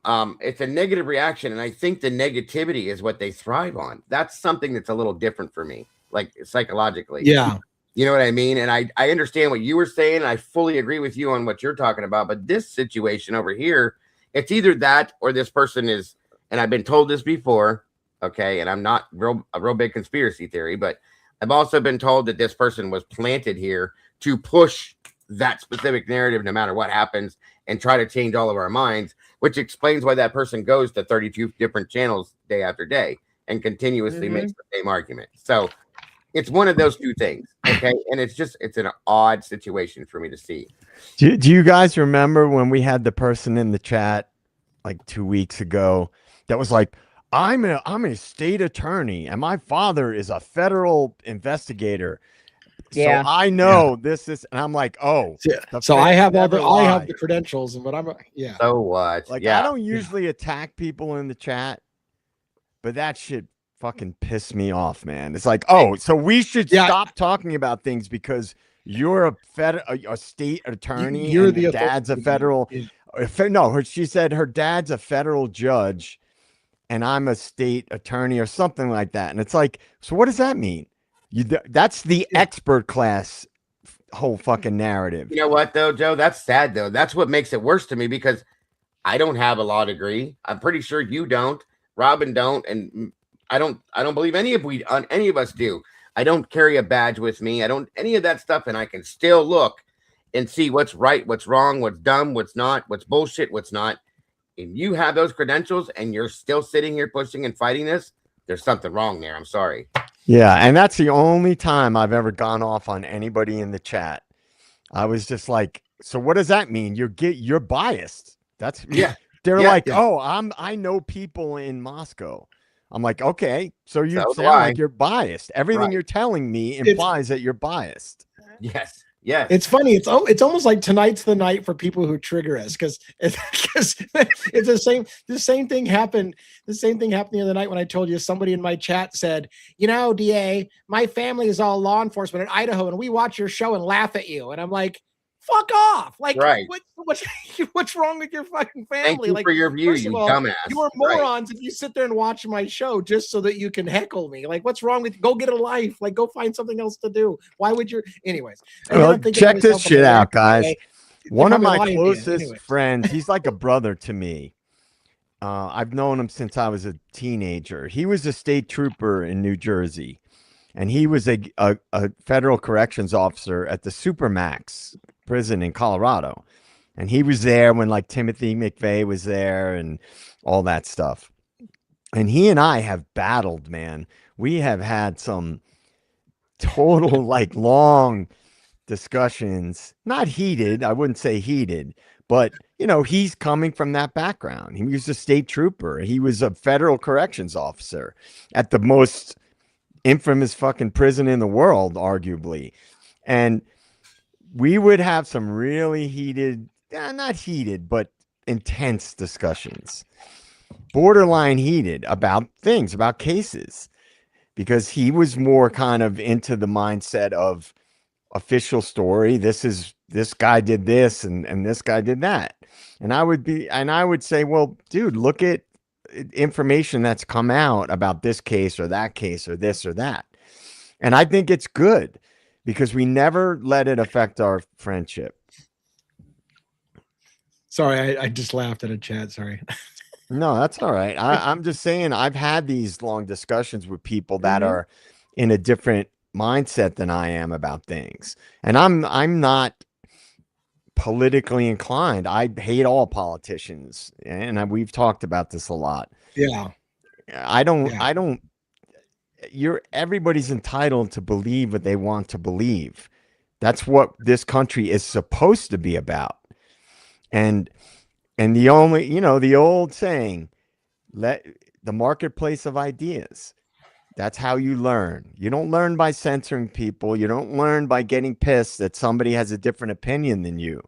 You learn and you grow by wrestling with ideas and wrestling with different opinions. But we've lost the ability in I this feel like- country to do that because we're not taught it in schools any longer.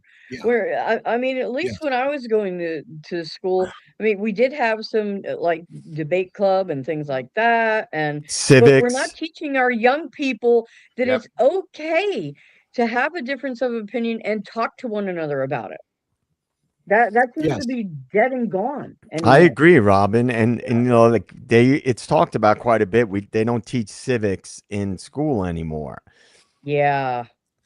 Yeah, And I know everybody knows who Joe Rogan is, right? He's the biggest podcast in the world. He's talked about this a lot, repeatedly on his podcast, that there used to be big debates between, like on TV, network TV, between people, Yeah. with different political opinions. And they would have the intense, long, 3-hour long debates.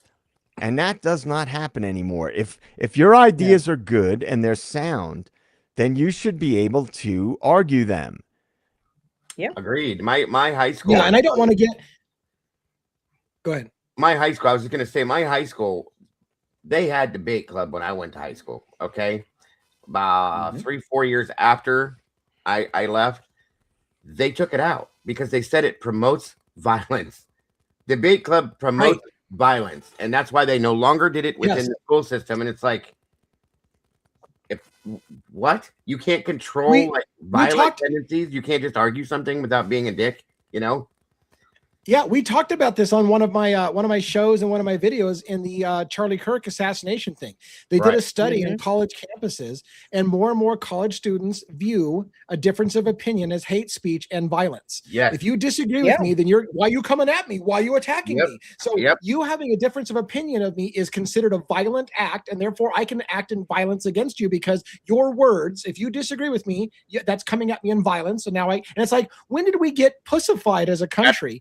Where having a difference of opinion means that you are violent. Like like Robin said, we have lost the ability to have a civil conversation and just agree to disagree. What happened to the phrase, let's just agree to disagree? Now it's like, you just came at me. That's hate speech. I'm going to throw your ass in jail for disagreeing with me. Like, what 100%. the fuck's wrong with people? That's why everything has changed. They're changing things that have been, you know, and I understand certain things. Don't get me wrong. You know, like, okay, for instance, they changed up the, and I know this is a little sideways, but it relates back to it.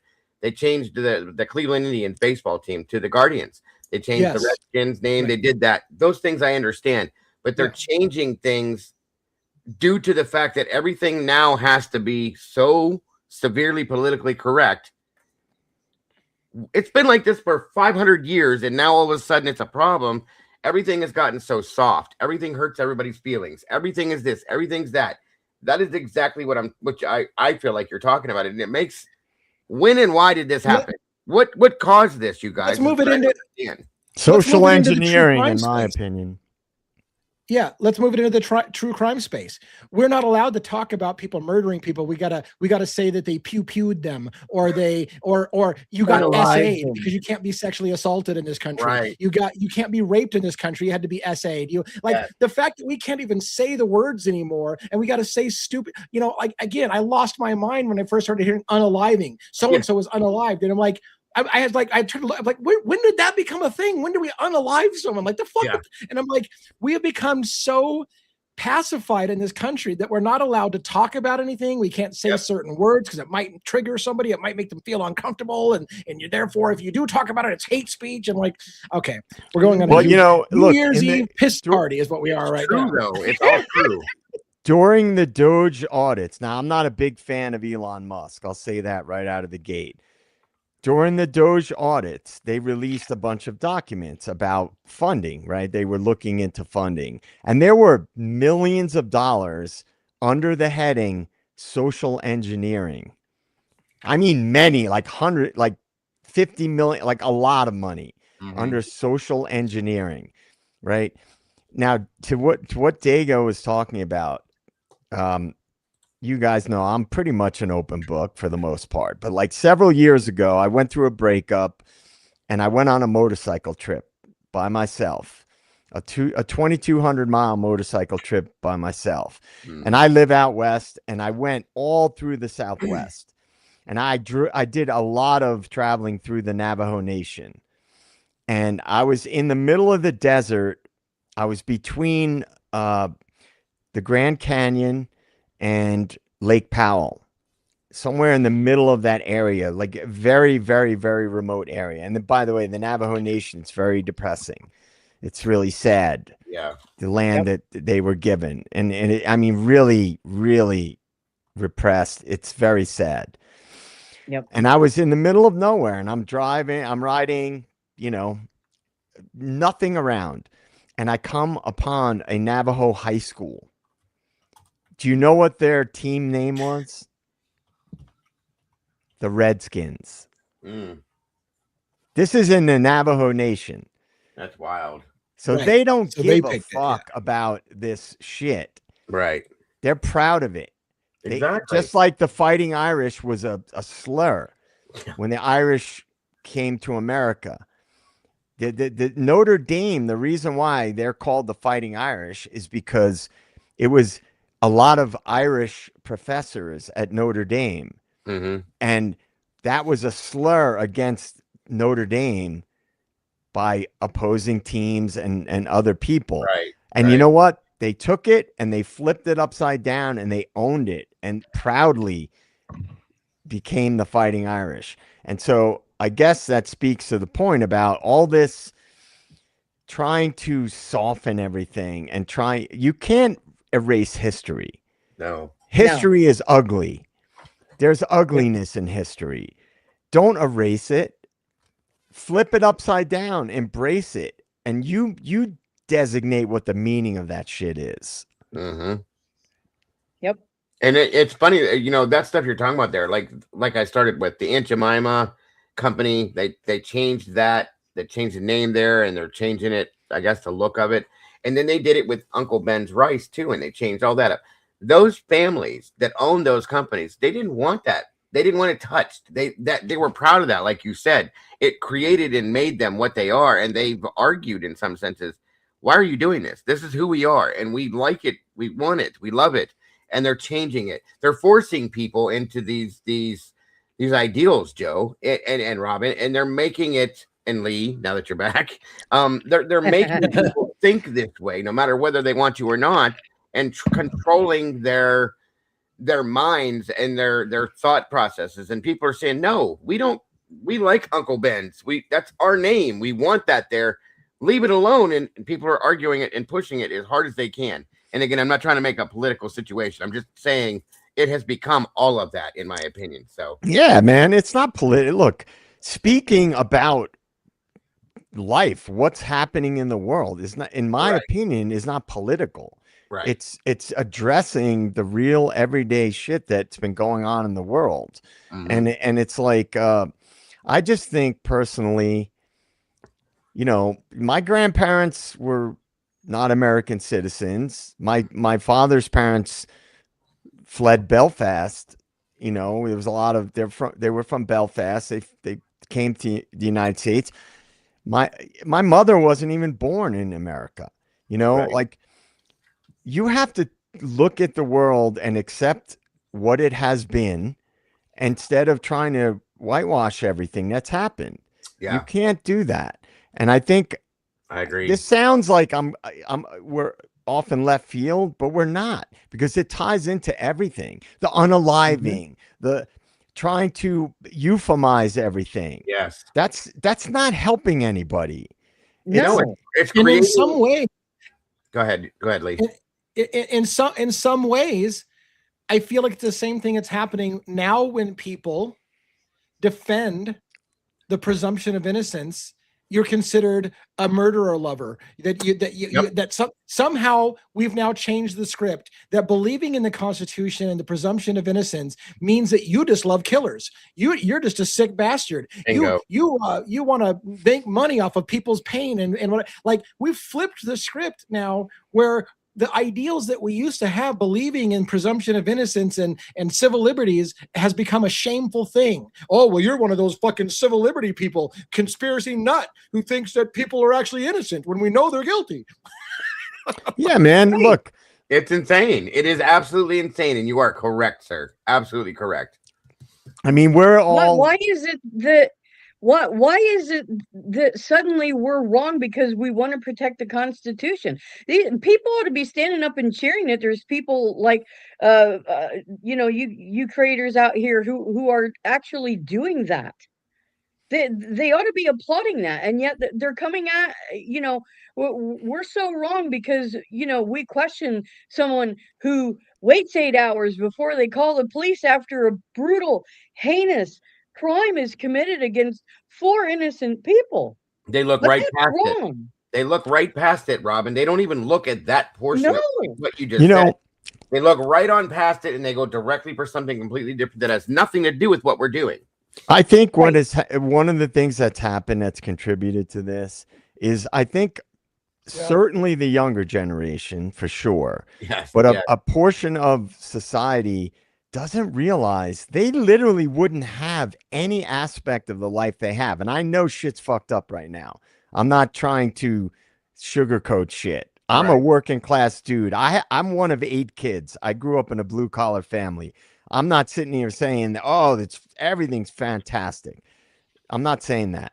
But what I'm saying is I think there's a large portion of the population, particularly people younger, that don't realize how different the world would be, our world, without the Constitution. Yes. And the Right. one thing Right. I am not, DA can totally verify this. We've talked extensively. I hate all politicians equally, right? Right.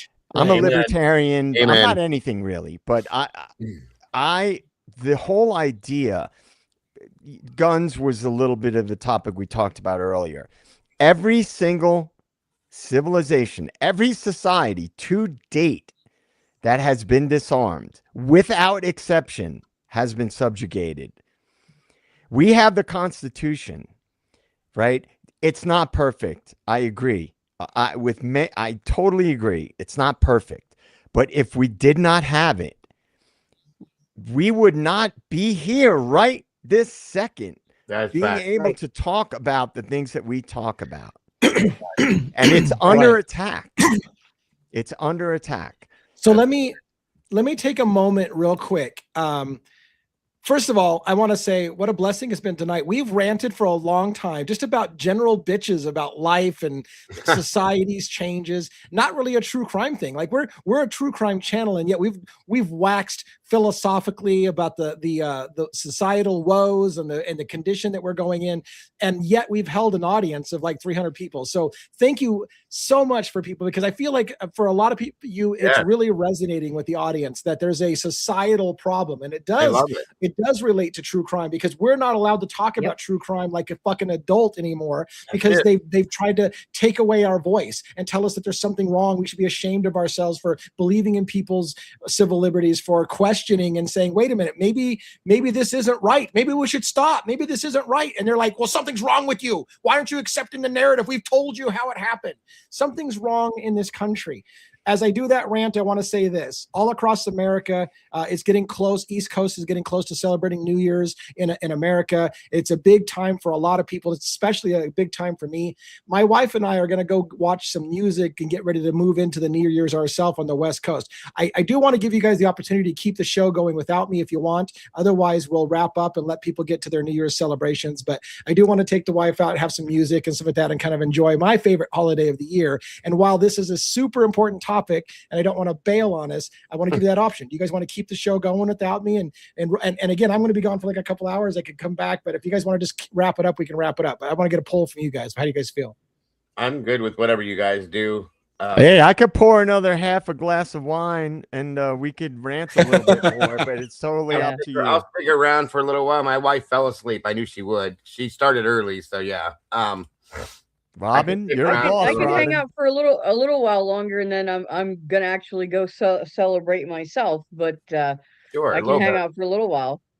I probably got another good hour. Yeah, I can go or close to. I'm gonna pour another here's half what we're a gonna- glass. Well, now, yeah. So I Here's what we'll go with this.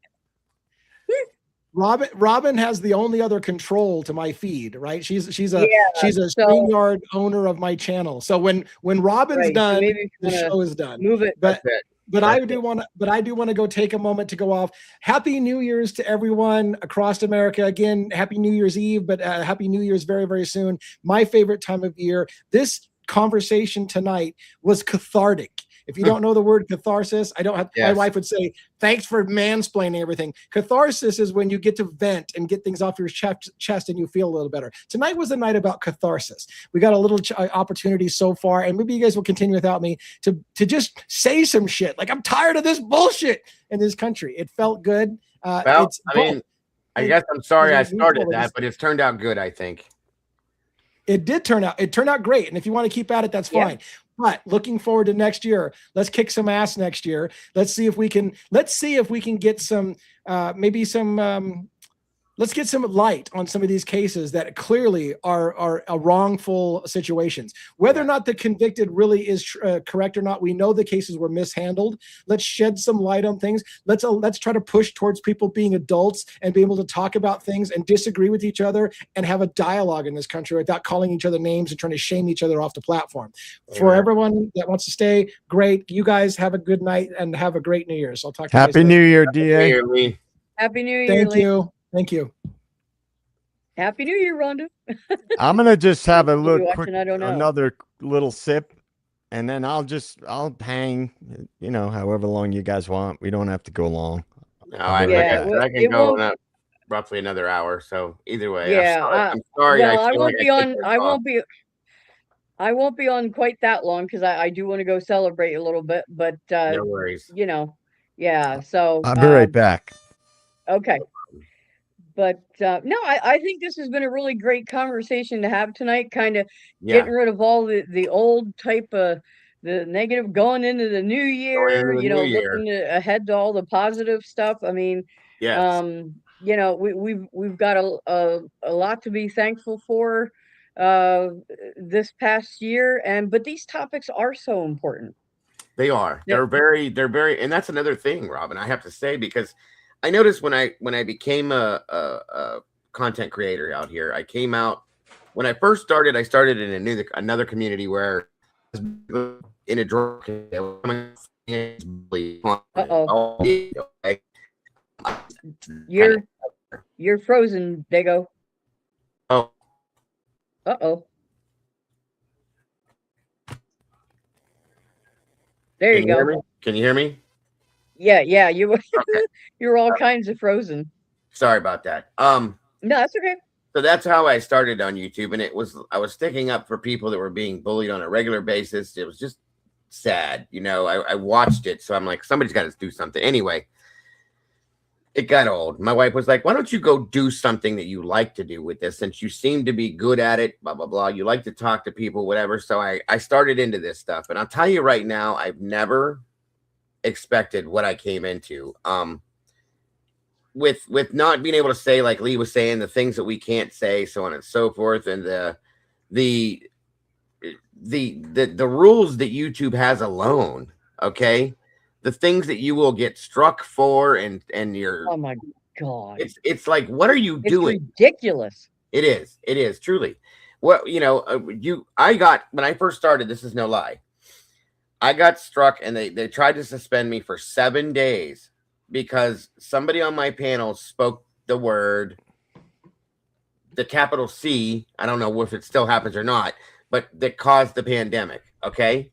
They said that word. It was ridiculous when they were doing that. Yeah. And I fought it. I won it, and I came back. But the point is like, why can't you, that's taking this to a level in an extreme that I can't even imagine. They don't want you to talk about any of that kind of stuff. So I found that out the hard way. I dealt with it, moved on, didn't do it. And I realized that you cannot, and I say this in my channel constantly, where we don't, if somebody will start doing it, I'm like, we don't talk about politics or religion in here, because it turns into this massive turmoil, and it's like a nonstop grudge fight. And it's like, whoa, stop. And we don't do it. And that is what I'm saying. Like, people, it's almost like they push it and want to have that angriness in here on this platform. If I'm having a conversation on my front porch with somebody else, it's nothing like that. But in here, it's like that. And it's weird to me. I don't understand. Anyway, I'm sorry. Go ahead. Welcome back, Joe. And then there were 3 musicians left. Yeah, the 3 musicians. the drummer, the guitar player, and the singer. There you go. There you go. But it's just, and it's like, they're like, well, people, they want to protect the young people from hearing this stuff. Well, then be a parent and know what your kid's doing with their electronic devices. Yeah. But the rest of us out here ought to be able to talk about adult matters in an adult fashion. And if you're into cozy mysteries, don't watch true crime. Right. Yeah, I mean, it's crazy that, I don't know, man. I've always found out through wrestling with ideas. Like I've come to my beliefs about things by wrestling with them and trying to figure things out. And I understand why people are the way they are. It's not that complicated, but I just think there's not a black and white picture for everything. No. And I No. just think it's unfortunate because I say this all the time. The big picture is this applies to everything. You know, I think the world's in the mess that it is right now because everything's black and white, this side versus that side. Yep. And I just think that's the way that certain entities want it to be. I agree with that. I agree. And that's go ahead, Joe. Sorry. I was just gonna. I just wanted to share a story with you guys that's relevant to true crime. How I got interested in it back in about 97, 98. I was living in LA and I got a job doing event marketing, and I had to travel all over the country for a few months to do these events at colleges. And one of the events I did was in Tucson, Arizona. So I had to fly back to New Jersey, pick up a truck, a box truck, and drive by myself to Tucson, Arizona. And I had to be there by a certain time. Like it wasn't like a leisurely trip. Right. And I never had any experience with truck stops really at that point in time. I never had a diesel vehicle. And so I would have, you stop at these truck stops to fill up with diesel, and they had the cassette tapes that you would rent, and then they had like a pamphlet, and it would tell you on the way where you could return it. So you would rent it, and then you would drive to the next state or wherever you were, and you would return it when you were done with it. And the first book it was literally a cassette tape, was John Douglas's Journey into Darkness, which was that was the guy who started the FBI's profiling program. Right. And so I was like alone driving long days, late at night, and it's a pretty dark book. Yeah. And I know a lot of you guys know his stuff. It's pretty gruesome shit. Very right? much so, yes. And it was wild being alone, driving through these towns in the middle of nowhere and listening to this book on tape. And so that got me into his material. And I subsequently listened to other audiobooks by him, numerous ones. And that was sort of the precursor to me studying forensic psychology. Gotcha. And then I started to get into that sort of profiling side and forensic psychology side. And that is ultimately what piqued my interest in these cases. But typically it was usually the cases that weren't black and white. Yeah. Yeah. Those are the most interesting. I think, I'll be honest. I watched this guy. I've been here for, like I said, 4 years. And I came in on the middle of the Gabby Petito situation. Okay. If you guys are familiar with that one. Yeah. I came in the middle of that. And at the same time, right around the same time, I started covering Summer Wells' disappearance too. Okay. Little girl went missing out of Tennessee, so on and so forth. And I got headfirst deep into that one. Big time. And that started to amp me up. And then Kylie Rodney's situation happened. And I got deep into that one. And I seen a lot of people appear out of nowhere on Kylie Rodney and Summer Wells, but more on Kylie Rodney. And then when Idaho 4 happened, I swear to God, I've never in my life seen so many people appear in this genre and community within a week, and creators as well, out of nowhere, that just poof, they're here over this case. And this case is setting a precedence that I could not imagine happening. And the point that I'm making with this is I wonder if, and I think it's going to change things. It's going to create case law. Obviously, we know that. And it's definitely going to change things within legislation and all that, I believe. I'm sure there's going to be a Koberger law and things like that are going to come out, whatever. But if it wouldn't have happened, I'm curious to know, and wonder how this would have all unfolded, I guess you could say, and if these things would still be the same that we're looking into and seeing change. You know what I mean by that? You know, I'm curious. I was just thinking about that when Joe was talking about what he was saying, and it's wild to me how this has happened, how much of it has happened, and how it's kind of like unfolded in front of us as it's day after day, you know? Well, right. And I mean, to your point, now we have all these docs. I mean, whoa, all these unredacted documents that really should not have been unredacted, Oh yeah. Yeah. because now they're pulling them back because somebody screwed up. And and with the advent of the social media and that, um they were not expecting this case to Oh explode the way no. it did. They were not. And They didn't see it coming at but you all. can't put the genie back in the bottle at this No. point.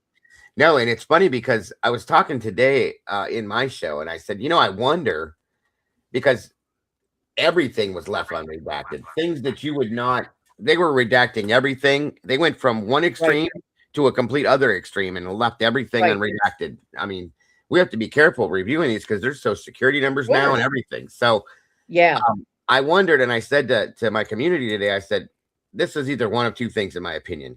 This was an absolute, complete, total horrifying to the person who just lost their job over this accident, or somebody. I said, I wonder if somebody is fed up behind the scenes, maybe that's working within this situation, and they did it on purpose.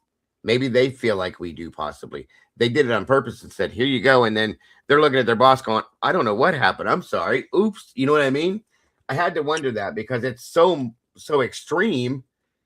It's hard to believe it's an accident. You know what I'm saying? Right. Yeah.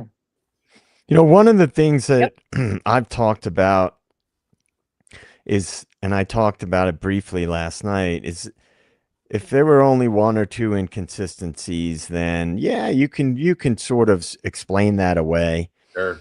But when there's so many, and very early on, the feds were involved in this case. And guys, I'm sure a lot of you guys know in the den, and I know you guys know, the feds don't have this squeaky clean track record that they should have. God, no. No, about transparency and so on and so forth.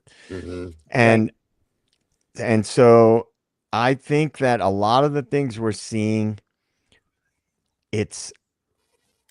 there is something coming down from higher up. It's not just local. Yes. No.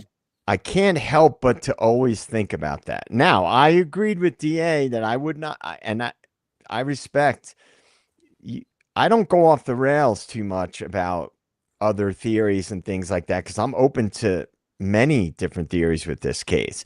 But the document drops and all this stuff, a lot of it almost seems like they want people wrestling with all this information and debating over all this information.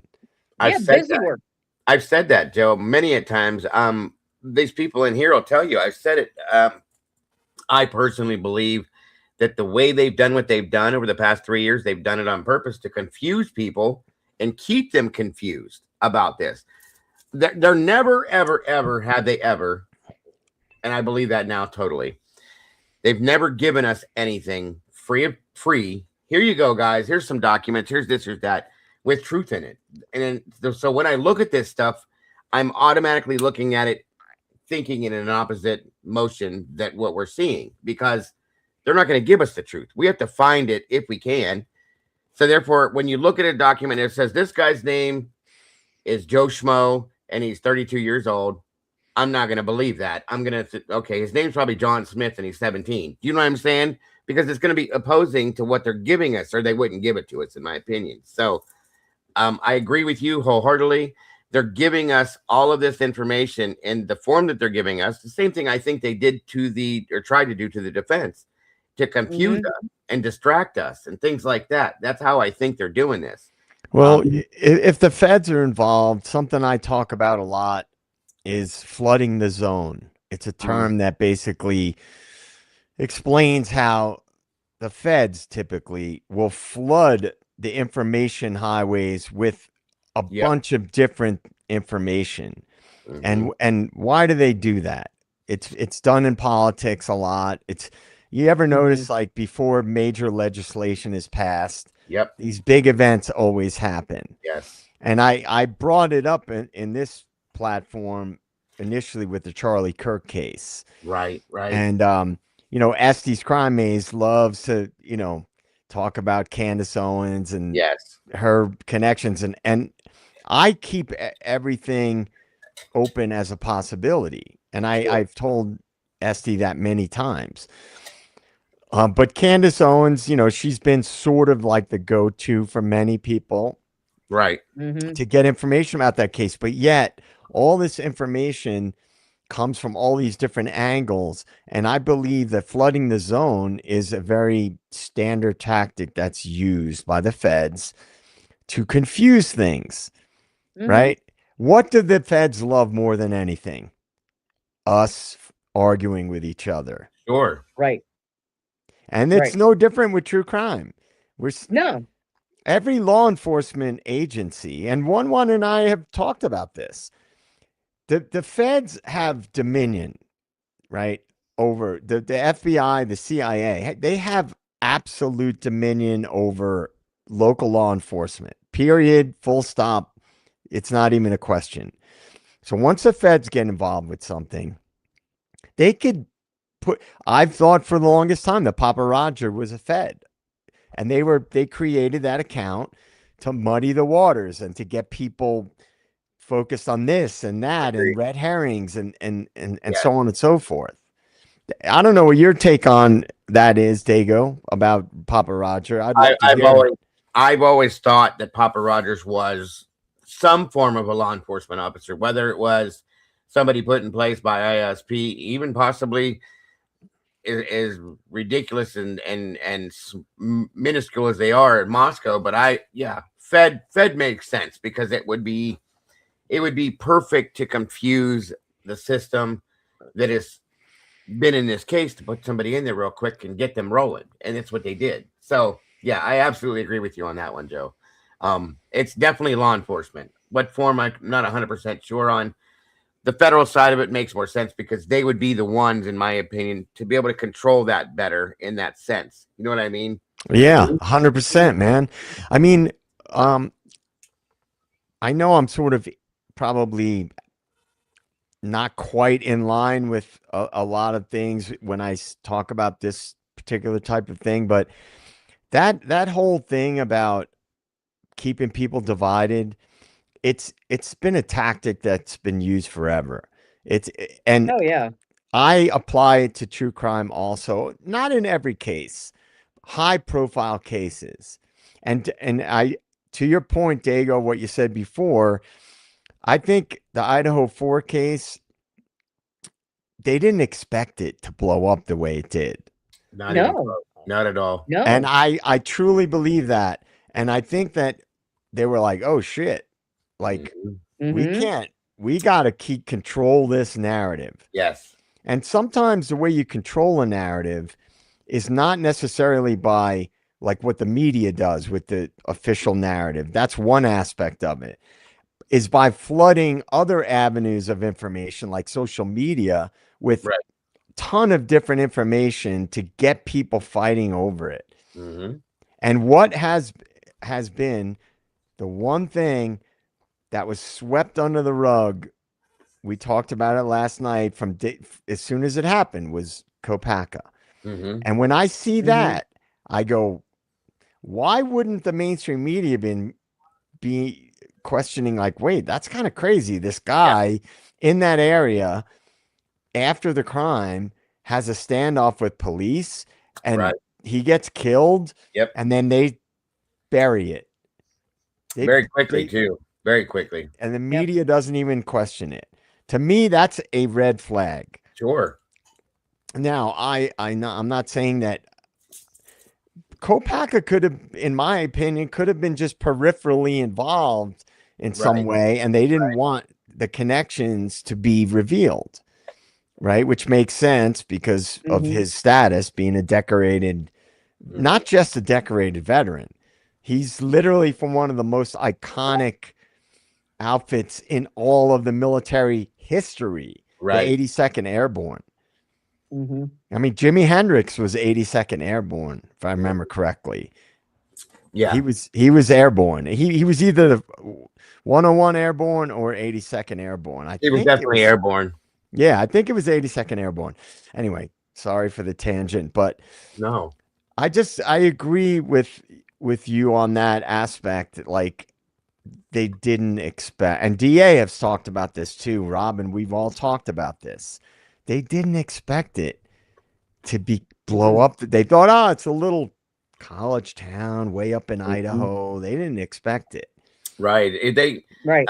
They fully underestimated this happening. I'm sure they saw us in other cases, but never thought this is not going to be a big deal. It's never going to be what it was. This and that. And this exploded in this case more than I've seen it. I've never seen it. I mean, even in Delphi and Kylie Rodney, it was pretty hard and heavy, but nothing like this. So yeah, they fully underestimated this. And I don't think they knew truly how to approach it. Okay. I don't think they knew how to handle it or how to control it. And I think that could be in part, in some senses, because I believe, you guys, that the narrative in this case has changed more than once. I think that the control in this case has changed more than once. I think that they're going one direction for a while. And I think we've seen that with the Goncalves family, for one. Okay. And they use them as a tool through this whole thing to direct it whatever the narrative, however they want to. They've admitted that. But I think that if they see people that are starting to maybe lean in a specific direction a little too far, all of a sudden something happens. If you haven't noticed it, it's weird. It's like, oh, well, now we have the Goncalves coming out doing interviews again and doing their world tour. And, then, okay, that directs us over here instead of over here where we were. And it's, again, let's reconfuse them and distract them again. And then something else will happen. And then all of a sudden, now all these reports drop. This 2,000 whatever page report drops out of ISP. Holy shit! So we're all back over here now, and then people start moving again back to another direction, and then boom, something else happens. You know what I mean? That's been happening this entire time, and it keeps changing. What I think is going to happen is that they are underestimating what is growing, as they're underestimating how dogged we are going to be about this. And so that's why they have to keep switching narratives to try to shake us. But those of us who are here for it and are not going anywhere are not going to be shaken. And that's something I always say to people. Let's keep our eye on the prize. Let's not let off the gas. I'm using a lot of analogies, but they're the truth. So and going into this next year, we can't slow down. We have, and that's why, Leah just had enough, and he's like, fuck it, I'm not going to sit here and allow just do nothing. And I'm gonna go after him, whether we get turned down, whether we get told no. It doesn't matter. We're going to keep going because it's too important to let up. It's the same exact feeling I had. And then when I saw what Lana decided she's going to go file her lawsuit, I started seeing Joel struggle, and then I saw Lee talk about it, and I said, you know what? I'm doing it too. I'm going. Yep. We've been talking about it for years. Okay. And what we're doing is great. Don't get me wrong. But let's take that one step further and see where we get with that. If we get anywhere at all. And if we don't, we didn't lose nothing. We're never going to know if we don't try. So, and again, we're only doing it for our own good. We're not doing this to cause problems. We're not doing this to bother people. We're not doing this to make issues. We're doing it to protect ourselves. Right. That's human nature. So don't, that's the biggest thing right there is I hear everywhere, social media, online sleuthers, blah, blah, blah, blah, blah. They're bad. They're this or this or that. But you know what? I guarantee you, and that's the other thing that I don't think that they ever anticipated. We're not just your everyday Joe schmoes sitting out here. Sorry, Joe, but just sitting. Well, that's my name. I'll take it. Yeah. Just sitting out here with nothing to do and decided that we're going to go fuck around on our computer and cause trouble. No, folks, we're police officers and retired law enforcement and attorneys and firemen and paramedics and paralegals and doctors and nurses and we're everybody. Okay, we're real people that control society to some aspect and put, drive society, I should say. That's something else I think that was underestimated, that they thought it was going to be a bunch of yahoos that are out here, Right. that are, that have no damn knowledge. But sorry, once again, you were wrong. Right. Because we have figured out so much of this stuff without having the same degrees they do, so. Right. Yeah. And oh, go ahead, Robin. Sorry. I was just gonna say, I am gonna shut the stream down now. I'm sorry, guys, No. but I am gonna go celebrate. Quite all right. But you guys, this has been phenomenal. Being on with you guys, I know I'm not exactly in your wheelhouse, but as someone who is passionate about the subject and who also is into mass media in various aspects, that's what my background is, to be able to help further what we're doing and to be a part of Lee's channel and to help him with his mission. And now Dago with you and like Birdie and I mean anything I can do to help anybody, I'll absolutely do. But this has been tremendous, gentlemen. Thank you guys so much. To each and every one of you out there in the den, to the mods, just everyone, you guys are all a tremendous blessing, each and every one of you. And going into 2026, I wish you all the health and happiness and just light in the world, and know that you guys, we couldn't do what we do, us creators, we couldn't do this without you. And I just hope that each of you know what a tremendous blessing you are to us. So agreed. And I absolute same sentiments as Robin. I love and adore every one of you guys. I appreciate each and every one of you more than you know. I wouldn't exist without you. My team, they know that themselves. Both communities, I'll just call it Duck community because we've all come together at this point. Are just absolutely amazing, guys. And I say this on my own show, and I'll say it again real quick. Guys, don't forget to love yourselves and love each other. That's what it's all about, folks. And don't change nothing. You guys are all the beautiful people. I wish you all the happiest new year ever. And I'm looking forward to next year with each one of you. So thank you again. Likewise. You guys have a great one. Thank you so much. Happy New Year, everybody. Happy New Year. Bye-bye.